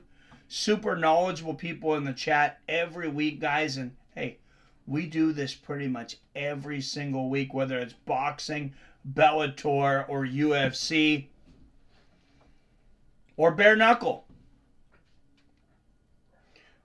We're all over the place. So no UFC stream tomorrow. You guys do what you want. I don't like to tell people what to do, but I'm boycotting tomorrow's card. Reason being the Stephen Thompson situation, where those of you that seen my video on it already know. I think two videos on it now that Stephen Thompson. They call him the nicest motherfucker in the game. And for Dana White and the UFC to, in my mind, kind of stab that guy out of all guys, just really, really upset me. For those that don't know, his opponent, Michelle Pahea, came in 3 pounds overweight. Stephen Thompson says, hey, I don't want to take this fight. He has the right to do that. Last time he had taken a fight where the fighter was overweight, it was Darren Till in 2017. He lost what he felt was a very close decision. I actually thought he won that fight, but it was close. And he's like, no, I don't want to give someone that type of advantage again. And then, Dana White was out of town. He was in Italy, and he's like, yeah, well, no, we're not paying him. You don't get paid $250,000 to show up. I'm like, dude went through training camp. He showed up. He made weight. You guys have already heard me go off about this enough, probably. But I couldn't help myself, even though I'm not even watching the damn event. I did put some bets down. All right, Valentin Moldavsky, former Bellator interim heavyweight champion. He is at number 2 right now.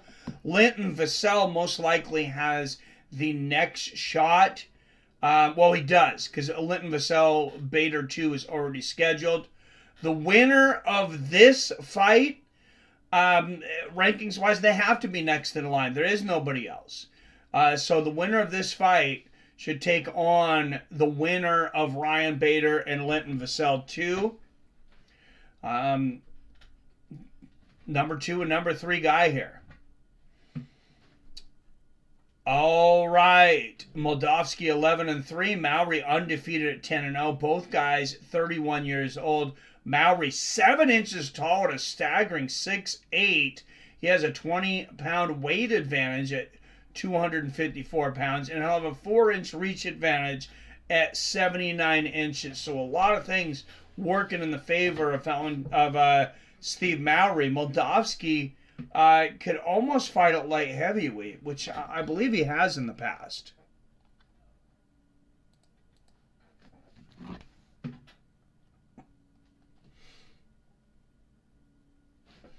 A lot of these smaller light heavyweight, or smaller, bigger light heavyweights have done better at heavyweight. All right, 7 first-round finishes. He is the number 3 ranked heavyweight in Bellator, Steve Mowry. 10-0 with 10 finishes, guys. 6 submissions and 4 knockouts.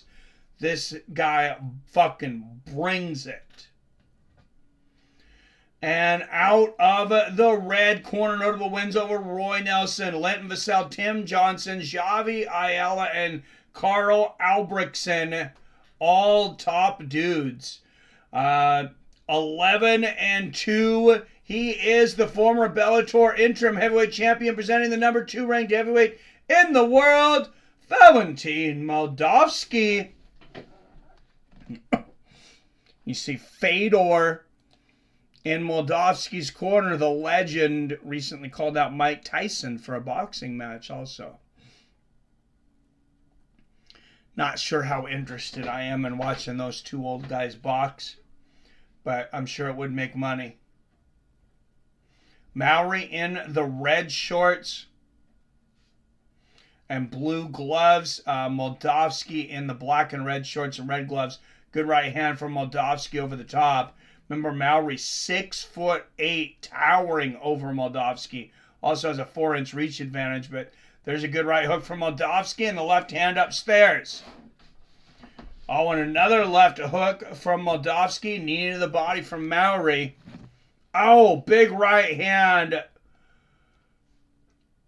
from Moldavsky. Moldavsky has to be careful in some of these clinches, though, because Mowry has a ton of power. Moldavsky really does not. A couple of good knees there from Mowry. He doesn't have a lot of finishes. Mowry has all finishes. With you on that, Mike. I don't want to give UFC any more money until they make it right with Wonder Boy. Well, thank you, Greg. I appreciate that. Good knee to the body there from Moldavsky. Mowry coming on the inside, lands a right hook. Another knee to the body from Valentin.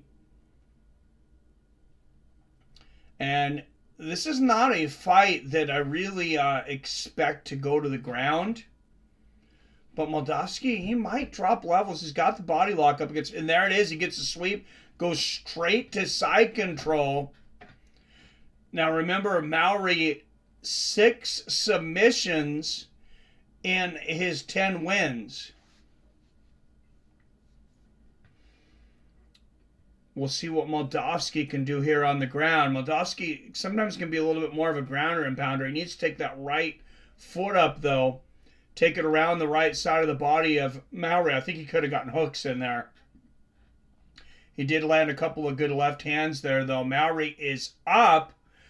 Still has Moldovsky's arms around his waist, but he's just about broken the hold. And Mowry does, and he eats a right hook and a left behind it from Moldovsky. Great first round so far from Valentin. Another good left kick from Moldovsky. Moldovsky's not a guy that gets hit a lot. 1-2 there from Moldovsky. Good body kick from Mowry. Moldovsky's really got to watch out for those kicks, though. And Moldovsky decides to take Mowry down again. He does it easily. Hits him with 5 right hands in the ground and pound there. 2:15 left here in the first. Moldovsky staying busy with the knees and the right hook to the temple. Nice elbow from Moldovsky. I do have one bet left. I have... well, I don't have Moldovsky in this one because I already lost the other half of it. So, never mind. Brenan Ward and Logan Storley is all I have left. But I do pick Moldovsky to win this.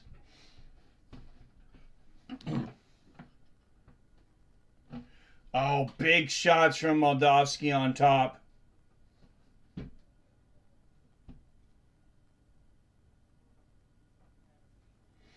And Moldovsky already jumping to a minus 520 favorite. And I can see why this fight already going, in his way. This is a super dominant first round. A couple of good right hands there from Moldovsky. If he really pushes it here, he's definitely got a good chance of a 10-8 here, in my opinion. Good right hand there from Mole. Mowry has nothing off his back. No sub or get-up attempts. Yeah, no, he hasn't, Professor Chaos. And like I mentioned, he's got 6 submissions in his 10 wins. But I think a lot of those were like hit a guy, knock him down, and then, and then string it up. There's levels to this game, obviously. And, I don't think Mowry's quite there yet with Moldovsky. Oh, he comes up swinging as they get up, but it's Moldovsky that lands the better combination. Good left hand there from Moldovsky. And, of course, Moldovsky has the last Emperor in his corner, Fyodor Emelianenko.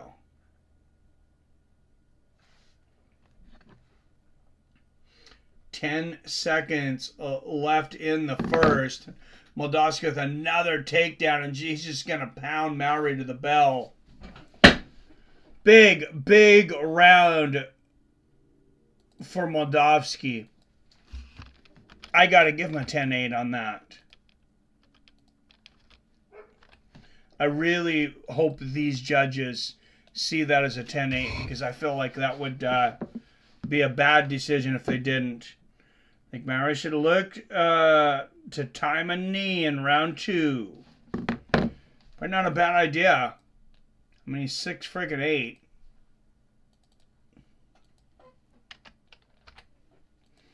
And Moldovsky does dive in.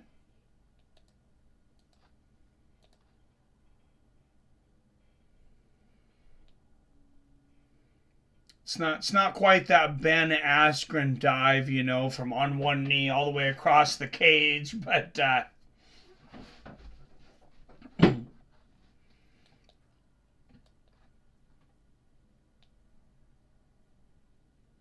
but yeah, I agree with you. That might be a good idea for him.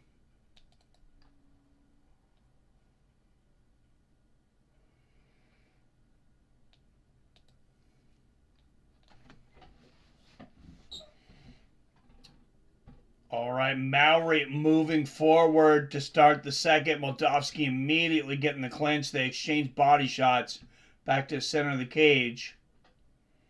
I'd like to see Moldovsky throw more kicks. Mowry. But Moldovsky immediately taking Mowry down once again and back to the ground and pound. And he is just beating Steve Mowry up.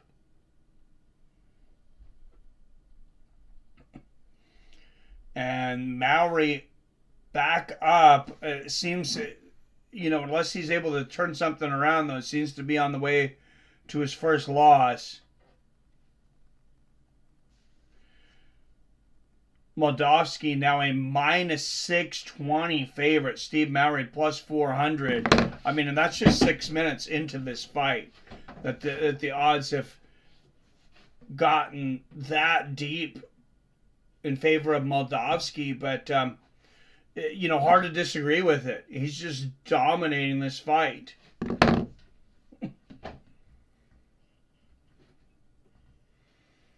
Oh, another big right hand from the top there from Moldovsky, and Mowry kicks him off. Body kick Moldovsky. Oh, there's that knee. There's the knee from Mowry, and a good front kick to the body, but Mowry goes for the takedown, and Moldovsky takes him down easily. Now, when you're that much taller than somebody, it's not general advice to go for the takedown like that. Not a double leg. Because you have to drop, to get a takedown, generally, your hips have to be lower than your opponent's. Well, when you're 6'8", that's no easy task.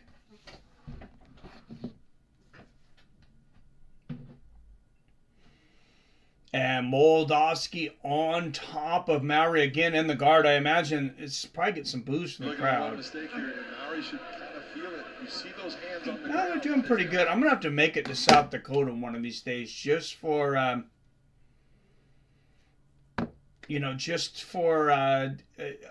Bellator event for one thing, but I guess just like to check it out. I've only been to a limited amount of states in my life. Good left hand from the top there from Mowry.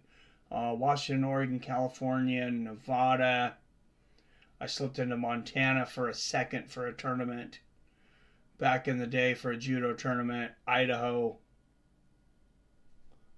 Basic training in Texas. So I think 7. Oh, and I've been to Utah because for work. So I guess I've got 8 states down.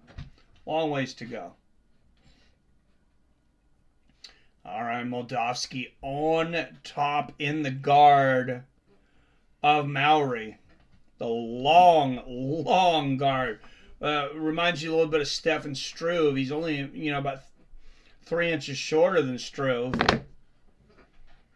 See if you can get that high rubber guard up. I mean, you would think that those legs would be good for triangles and arm bars.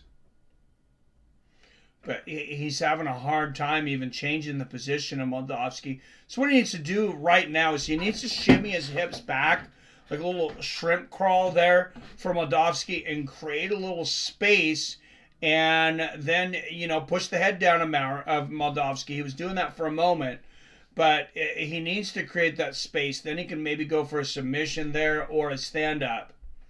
And see Moldovsky, the veteran, he closes that space back up.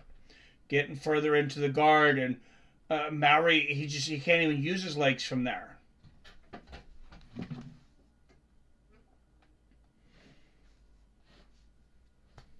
Who winner? What's up, Arslan?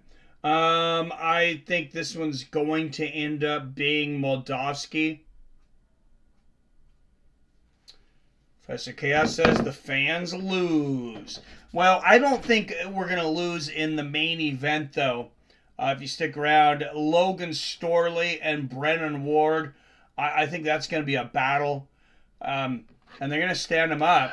Referee, the most popular person in the cage right now. And that definitely gets some cheers. Even that, Mowry being told to stand up took him an extra few seconds, and now And we'll see what happens. And now it's Mowry shooting for the takedown. I'm confused by this. Big knee there from Mowry, but this is a second. Oh, another big knee. Who was saying he needs to go with the knees?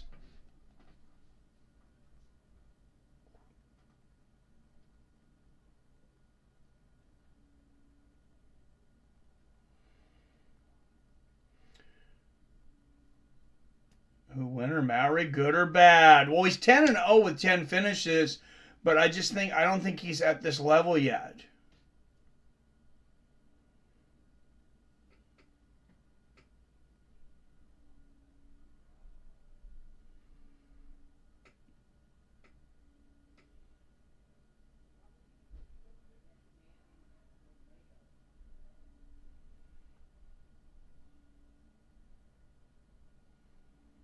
Was Professor Chaos. Said should think Mowry should look to time a knee in round 2. Well, he definitely landed several big knees. So good call. And his corner telling him too. Mowry's corner telling him keep kneeing him. Use it. Go after it. Thank you. He does. That's the one area that he does. So Mowry seemingly needing a finish here. I don't know why he was going for a takedown at the end of that round. I mean, I would have a hard time not jumping in the cage and beating on him a little myself if I was in his corner. All right, and even, big combination body head from Moldovsky to start the third, and immediately takes Mowry back down to the ground. Well, if you would have just waited a second, Mowry would have tried to take himself down. He likes to do that.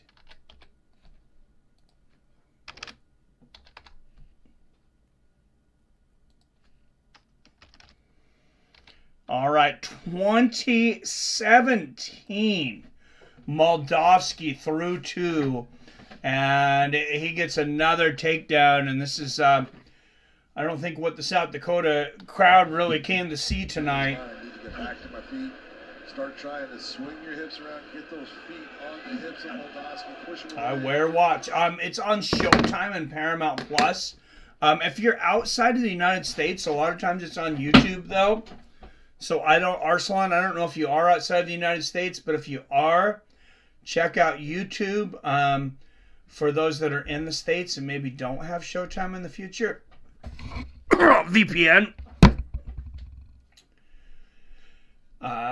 Left hand from the top there from Moldovsky.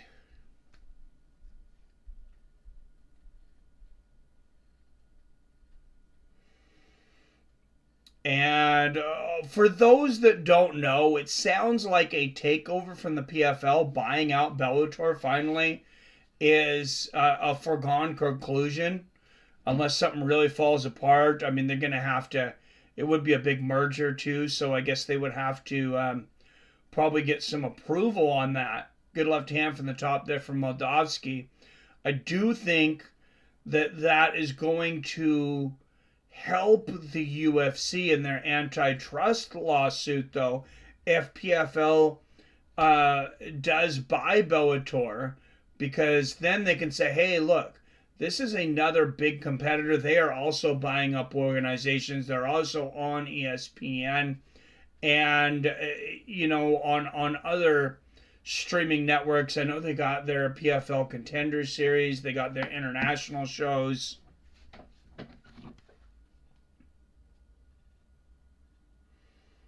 Thank you. So cute. All right. Well, hopefully you're able to find it. You agree with the stand-up?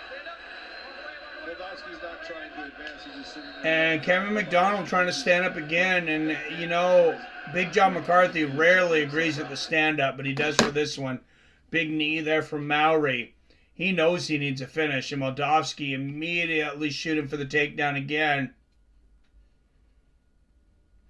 Oh, good sprawl there from Mowry. He could put Moldovsky.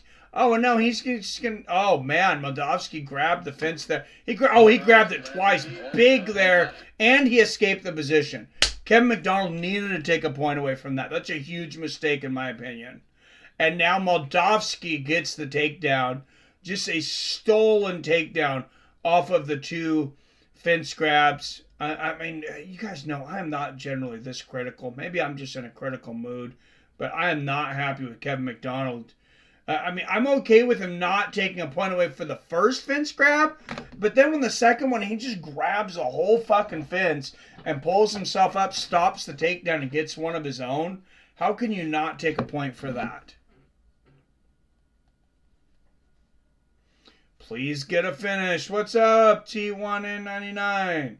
Takedown defense is so bad. Yes, it is. Moldovsky finish him.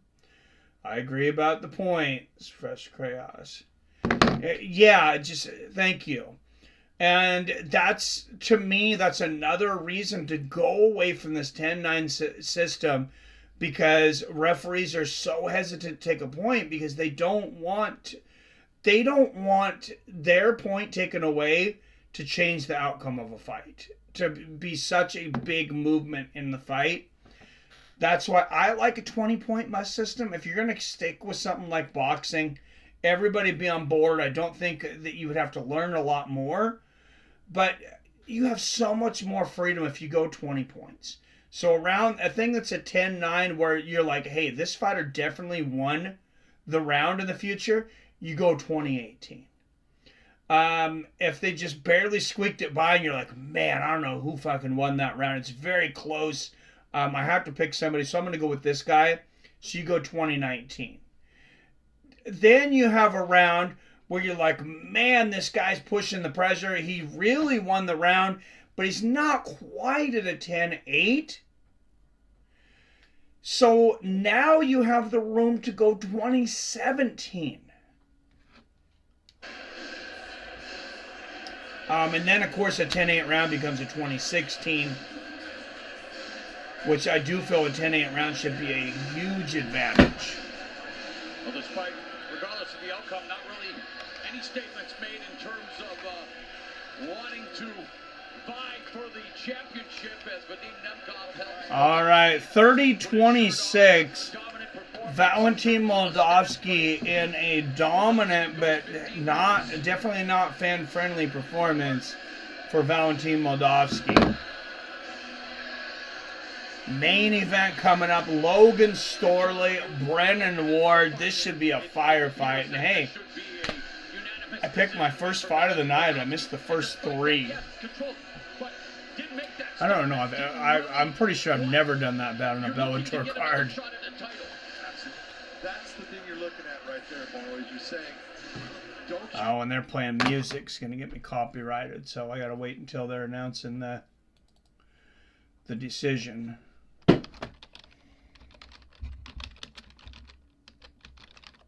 So I apologize for getting so passionate there in these last couple fights. It's just, it just gets frustrating, though.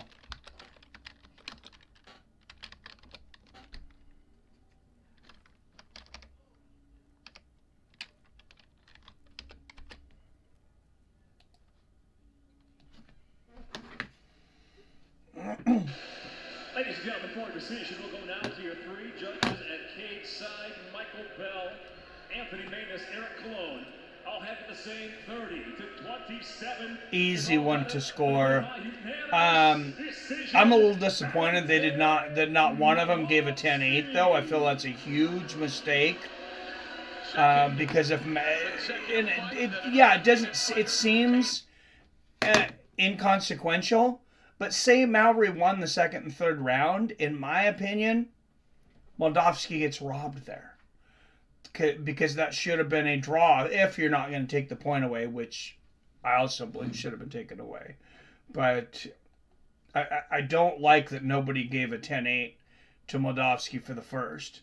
Scorecard emotes would be cool for those who like to score. Maybe one for 10-9, one for 10-8, just a brain fart. What's up, PR? Back in the house. Like on here? Like I put like little emotes? That's interesting. I'm not sure how to give, like, I don't think I can give specific emotes unless you're a premium member. But, about what's going on inside the cage tonight. After your last fight, you said, I should have pushed my wrestling earlier, and it taught you to be a little bit truer to yourself. So who do we see inside the cage tonight? I think you just see a more developed version, a better version of myself. And all right, Logan Storley, 8 wins by knockout, 6 in the first round. He is the number 1 contender. 3 wins, all knockouts. How do you avoid that? I stick to my game plan. You know, I have the best coaches in the world, the best gym, and that's what I'm going to do is stick to my game plan. You're very humble, but you are still ranked number 1 in this division. If you win, what's next? You know, for me, it's just really getting these wins and going back to my dominant fashion of who I am, and we'll see. If you get the win tonight, obviously you're going to talk to Big John in the middle of the cage. You're going to get to address all your fans. All right, welterweights. You know, that I'm grateful to be back in South Dakota. 65% of bets coming in on Storley tonight. Storley, as you mentioned, 14-2. Brenan Ward, 17-6. Both growing up.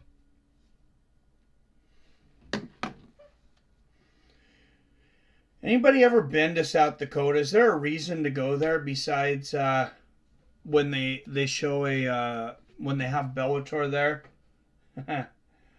Who is he fighting? It's Logan Storley and Brenan Ward next, man. Oh, Dodson fighting BKFC tonight as well. Oh, thank you. Cannot let this fight go to the judges. Is BKFC still on? I imagine it's going to be over by the time this fight's over. But his stand-up has gotten really...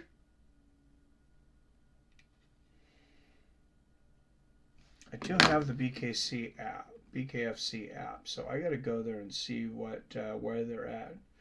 If there's still a big fight like the John Dodson fight or something after this, we'll head over there.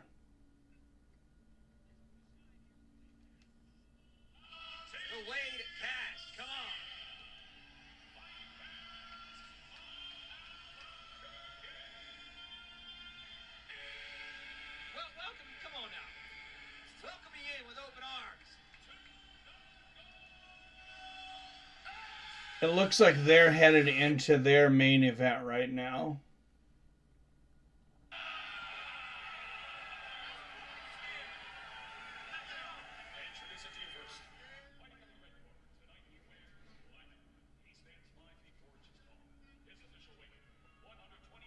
Yeah, and they are.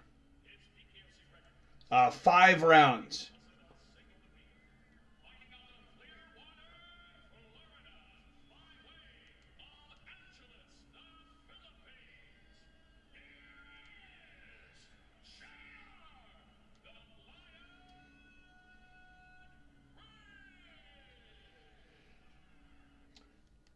All right, 5 rounds main event coming up.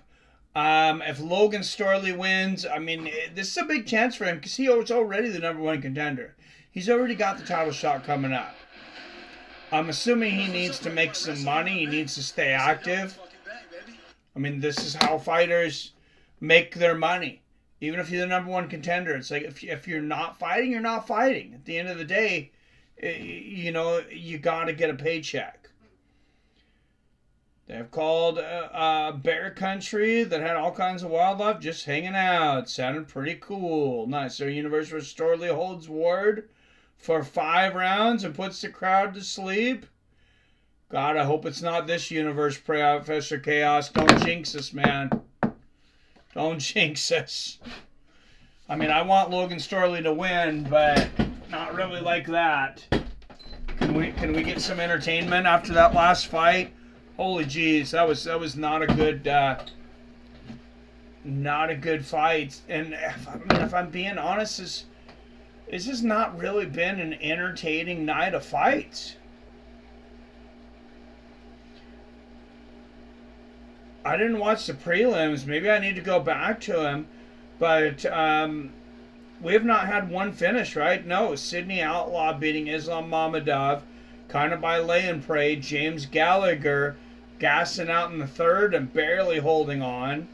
Then we seen Dalton Rosta, which we talked about, that horrible game plan, continue to go for takedowns when he wasn't getting them, when he was lighting his opponent up on his feet, loses to Aaron Jeffery. And then this last one, Valentin Moldavsky, kind of lay and praise, grounds out Steve Mowry for a decision.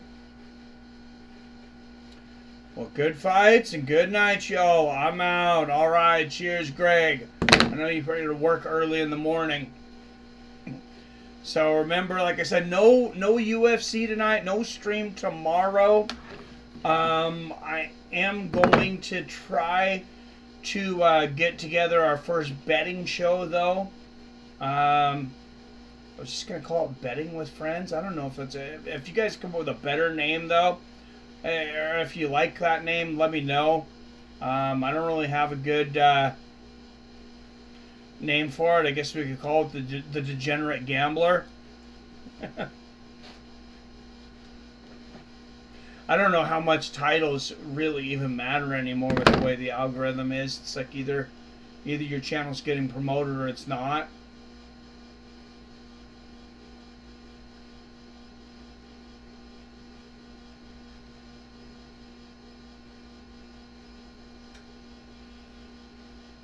And like I said, I do have Logan Storley on a parlay here. Logan Storley over Brenan Ward at minus 325. Parlayed that with my lock of the week, which is, this is a tough week to call locks. And it's like, yeah, I could call locks on like huge numbers, but I like to, you know, at least go minus 200. You're not even working if you're not in that. So Liana Santos, a minus 148 favorite over Juliana Miller. That's my likely lock of the week.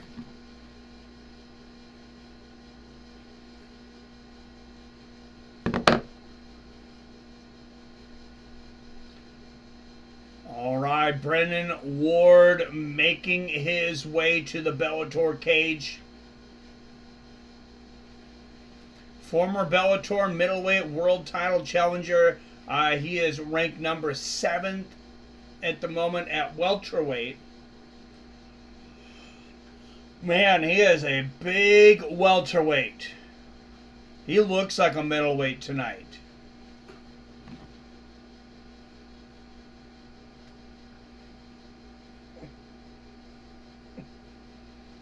Oh, I love Khalil Roundtree against Dawkins.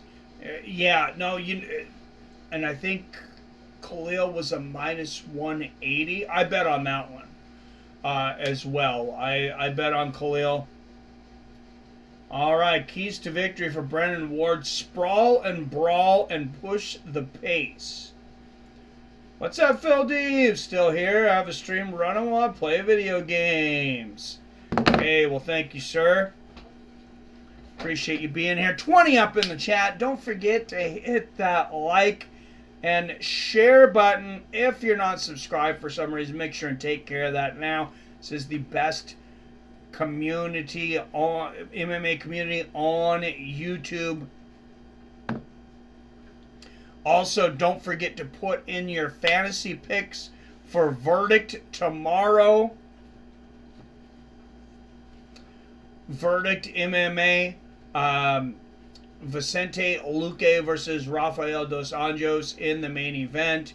Also, Terrence McKinney of note, looking to rebound. All right, 4-time D1 All-American wrestler Logan Storley making his way to the cage. And Professor Chaos, I hope that's not this universe, but it might be this universe. Logan Storley is an incredible wrestler. Man, they really packed this place in South Dakota, too. I don't imagine there's a lot of things to do in South Dakota, so people probably really look forward to this. He says he needs to get that. UFC always goes to the bigger areas because they can sell out the bigger areas. Bellator still cannot, for the most part. They end up in these smaller areas. I think when I went to the show in Tacoma, I want to say the capacity was like, it was in between 3,000 and 5,000 for that casino. It was Emerald Queen Casino. I can actually look it up.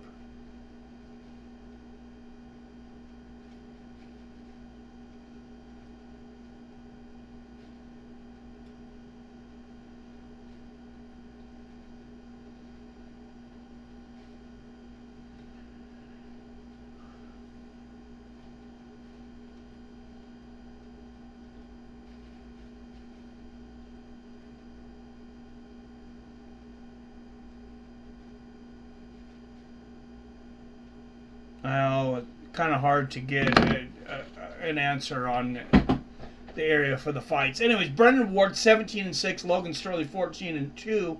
Ward 5 years older at 35, an inch taller at 5'10". Storley has a half-inch reach advantage at 71.5 inches. What you playing, Phil? UFC being sued for $1.6 billion. Will it stick? Probably not. Playing UFC 4. Nice. UFC 5's on the way, man. I mean, at least it's been announced. It was announced, what, a couple of UFCs ago.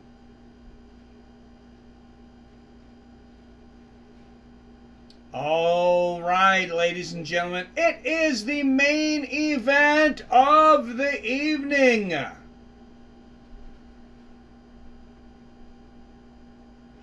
From Sioux Falls, South Dakota via Seattle, Washington, let's get it on. First, out of the blue corner, he is 17-6 as a mixed martial artist, Brenan Ward. And out of the red corner, notable wins over Michael Venom Page, Neiman Gracie, AJ Matthews, Joaquin Buckley. He is the interim title holder. Also, 4-time D1 wrestling champion, Logan Storley. And they are loving him in South Dakota. He is the hometown favorite here. So smart of Bellator to book him on this card. Saying something. Unfortunately, Bellator doesn't do a whole lot of smart things with promotion. Sometimes when they have these good shows, I call them their secret shows. Because they don't let anybody know what's happening. Like when I was putting the title on this video, hashtag Bellator 298 didn't even come up as being used. And that means it was used by less than 100 people. Probably way less, because Fights with Friends comes up and tells me less than 100 people.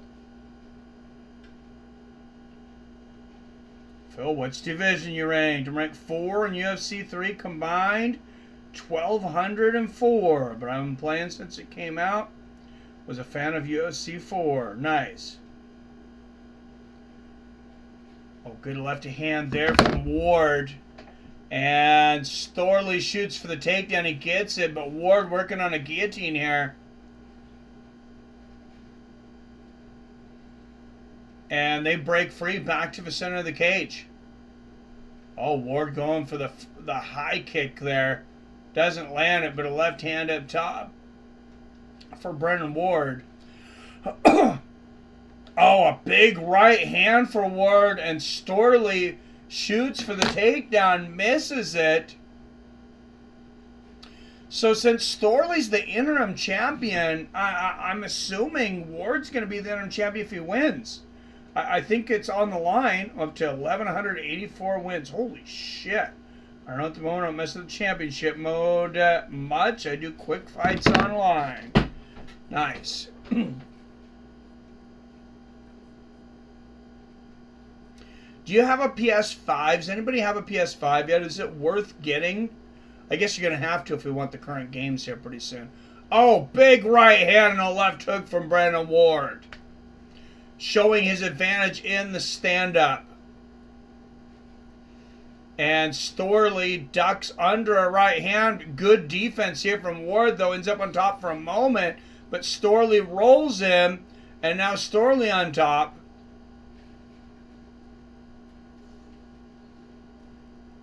This is where he wants to be. Pinning Brenan Ward down to the canvas where Ward can't light him up on the feet. Never do. Oh, sorry, I meant was not a fan of UFC 4. I liked 3 better too. I never do quick fight. Maybe I should try. Is it easier? I play championship mode and hang around Division 8. I'm almost on the top. 10,000 less getting there. Yeah, man, I don't like UFC 4. Made sure to get good at UFC 4 before I decide if I liked it or not. Record 250. Just in case people say it's because I wasn't good at it. Checking all the boxes there, PR. Yeah, I mean, I liked some of the modes of UFC 4, I guess. Like the venues and stuff, but I mean, that's not a game. That's like a little, to me, that's like a little added novelty. Good left elbow from the top there from Storley. Now, I do like the bang mode, but I haven't played 3 enough. Gotta get it. Oh, I have PS5 and Series X. My Series X gets more love. Well, you're an online player and mostly an Xbox is more known for their online, right? Oh, a couple of big shots from the top here from Storley. If Microsoft gets that merger that they're working on, that acquisition with Activision, they could really take over gaming, though. I kind of hope that doesn't get approved. I just do stand and bang mode a lot. I don't like the BJJ controls. No, they're crap. I'm totally with you on that one. And honestly, just for video games, I think you just need to simplify the BJJ mode. I don't know exactly what you need to do, but I'm trying to think of what it was on. You guys remember? I think it was UFC Undefeated 3 on PS3. Really good looking game, especially for the time it was made. But I seem to remember thinking that the grappling mode was pretty good on that, comparatively. People get mad when I do grapple heavy in championship mode. Oh, when I go grapple heavy. Yeah, I imagine a lot of people playing online are just stand and bang. I've played UFC 4 online, like against one guy. It was Isaac in here actually when I was playing online a little bit, and I got my butt kicked. But all right, 23 up in the chat. Don't forget to hit the like and subscribe button. Definitely share to keep us from getting beat up by the algorithm. We're looking for our second win. We hit our 2 million view mark 2 weeks from tomorrow, or 2 weeks ago tomorrow. Microsoft won the settlement last week. They own Call of Duty and Bethesda. Oh, what do you think about that? That's the deal. An Activision deal was already finalized last week. That's crazy. They did buy it, huh? I hadn't. I was wondering if they had, because I hadn't been paying attention to it the last week.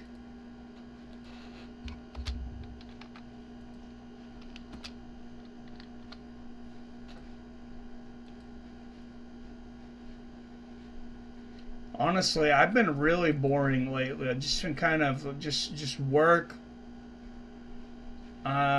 Just work and come home and just kind of chill, not even really watching much TV or keeping up with any news or anything.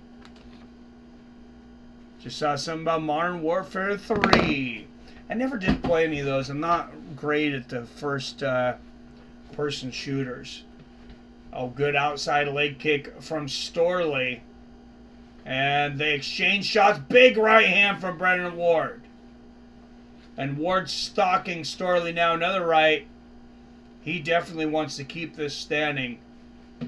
Good left hand there from Ward. Low leg kick from Storley. And another left from Ward. Ward pretty much landing at will when they're on the feet. Now their left hand gets through for Ward. Now the right uppercut. And another left. He can't miss.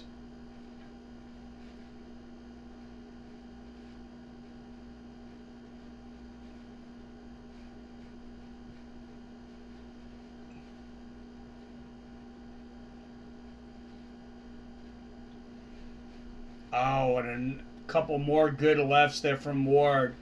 And, you know, it'll depend if this does end up going to the judges.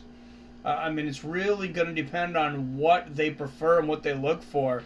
Because Ward definitely dominating the stand-up here. Oh, lands a good 1-2 there. After the jab upstairs into the body gets through. There's a low leg kick from Storley. And now Storley shoots and scores. He's got it. Still playing Vanguard. Let me see.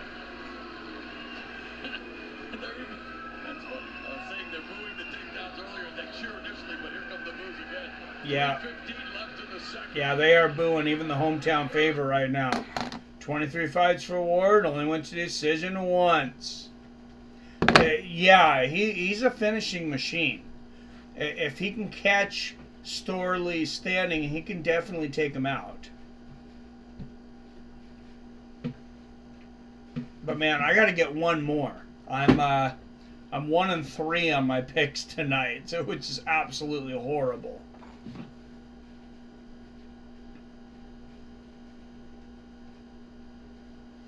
Again, don't forget to make your verdict picks for tomorrow. Also, Dana White Contender Series picks showing up on here. I don't know if the points count towards our overall, but I'm picking it just to make sure. Main card is going to start at 4 again, so we'll cover it. Well, we might cover it. We'll see what Dana does with Stephen Thompson. Took a small loss tonight. Yeah, I've taken a big loss so far tonight. What, 25, 50? Well, about $65 worth of bets so far that I've lost. If I get this one though, this is worth $55, and I'll be not too far away from even, about $20 away from even. So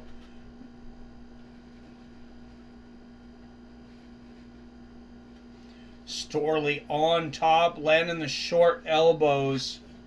Look out. Short elbow strikes by Storley. Continues to drill. Oh, and there's big shots from Storley. He's trying to keep this crowd in it.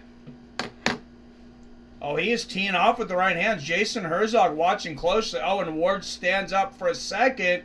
Storley drags him right back down to the ground. Oh, and big shots here from Storley. This has got to be so frustrating for Ward because he knows he has such a big advantage. Standing. Oh, he's about to put him out. It's all over. Logan Storley finishes Brenan Ward in the second. I mean, he was just beating him with unanswered shots. And there's the cheers from the South Dakota crowd.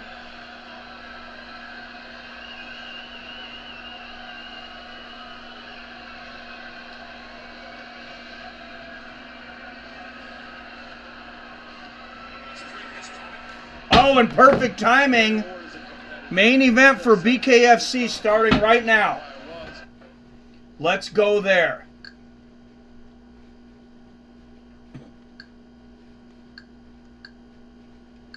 John Dodson fighting. All right, do not go anywhere. We got John Dodson on some bare knuckle action.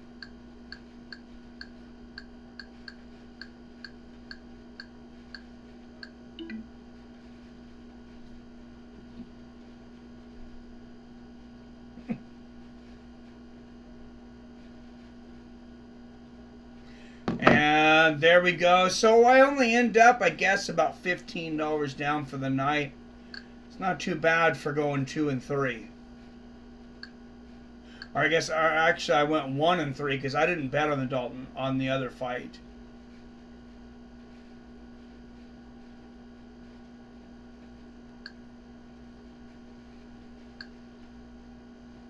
Oh, I thought it was still on. I must have paused it on my other one, though.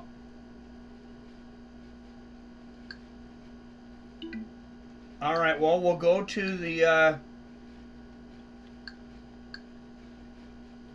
post-fight press conference then. So Knuckle Fighting Championship presents BK. All right, we'll see if they, from Albuquerque, New Mexico. I like how they're doing a lot of these events in, like, smaller towns. You know, I know Albuquerque, one of the bigger towns in New Mexico, but not one of the, you know, the hot spots for sports generally. This history unfold. Watch it.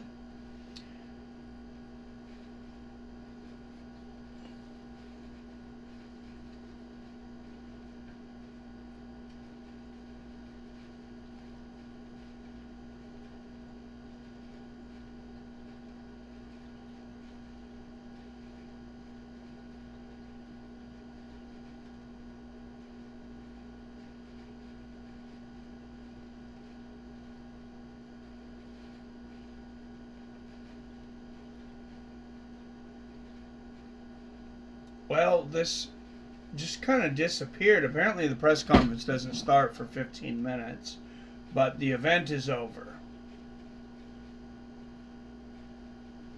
Anybody know who won the John Dodson fight?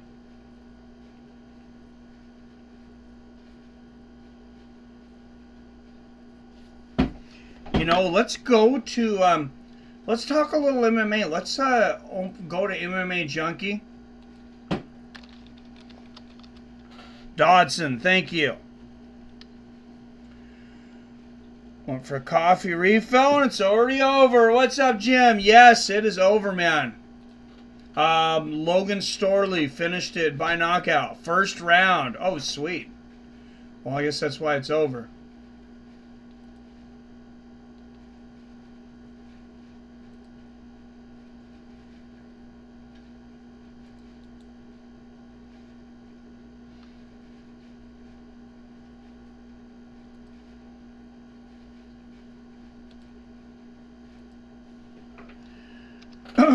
All right, guys, let's go through this BKFC live stream results. So if you don't want to see spoilers, you know, probably look away now. BKFC returned. Let's see, John Dodson first round. We'll go down to the bottom here. We had a first round no contest in the beginning. Actually, Anthony Perez and Gene Perez went to decision. Kyle McElroy gets a second round knockout of Richard Montano. Mark Ettenberg over Derek Gates. Dr. Stoppage second round. Melanie Shaw and Sidney Smith go the distance. Smith wins via unanimous. Another unanimous decision. Blake Lacaze and Donald Sanchez. Blake winning that one. Excuse me, it was Melanie Shaw defeated Sidney Smith. I read that wrong. Man. Unusual amount of decisions for BKFC. Jeremy Holloway, William Santiago ends in a majority draw. Joshua Marina defeats Jeremy Sasavito via TKO in a retirement bout. Bryce Holland Perez ended with a TKO injury, 37 seconds in the first round. John Dawson defeats J.R. Ridge via TKO. Buck 49 of the first round. So happy for John Dodson for sure. I always like that guy. He's always a very entertaining guy in the UFC. We've already seen Bellator. Musk, if you guys didn't see it, says UFC won't manage Zuckerberg fight. He said that they're going to do it between their respective platforms. Video U.S. Olympic team member Oliver quickly wins MMA debut. That was something. Jordan Oliver entered with no in-cage time clocked. He finished his fight in 65 seconds today. Now 1-0. Defeated, who is now 0-2, Andrew Triolo with a first round submission. So nice to have somebody from the Olympic team, another Olympian in MMA, and now in Bellator. Official weigh-in highlights UFC on ESPN. Like I said, I'm not doing UFC this week though. James Gallagher defeated James Gonzalez earlier. That was a split decision, of course.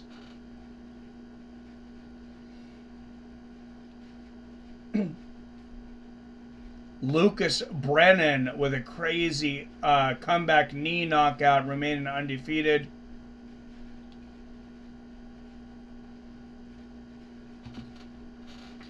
Looks like the roster filling up for summer 2023 launch. Fights are already out for this next Tuesday for Contender Series.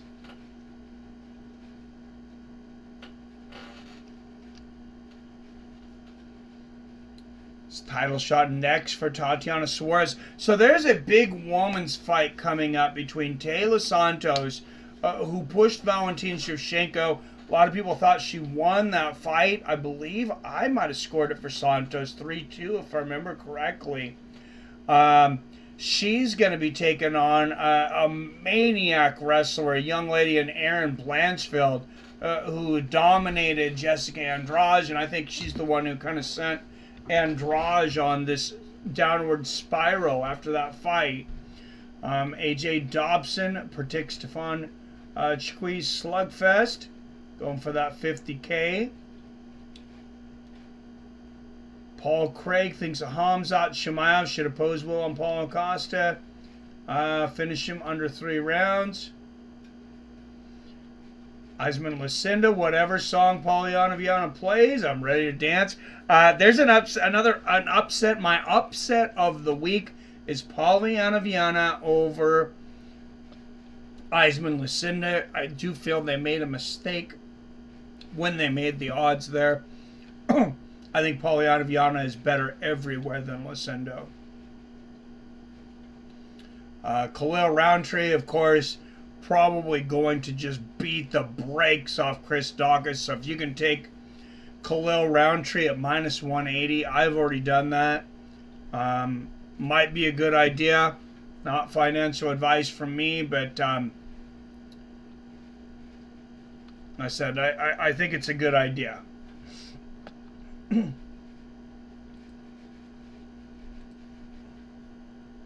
Especially, I mean, if you can, anytime, the way they do the odds, they're so good at doing the odds anymore.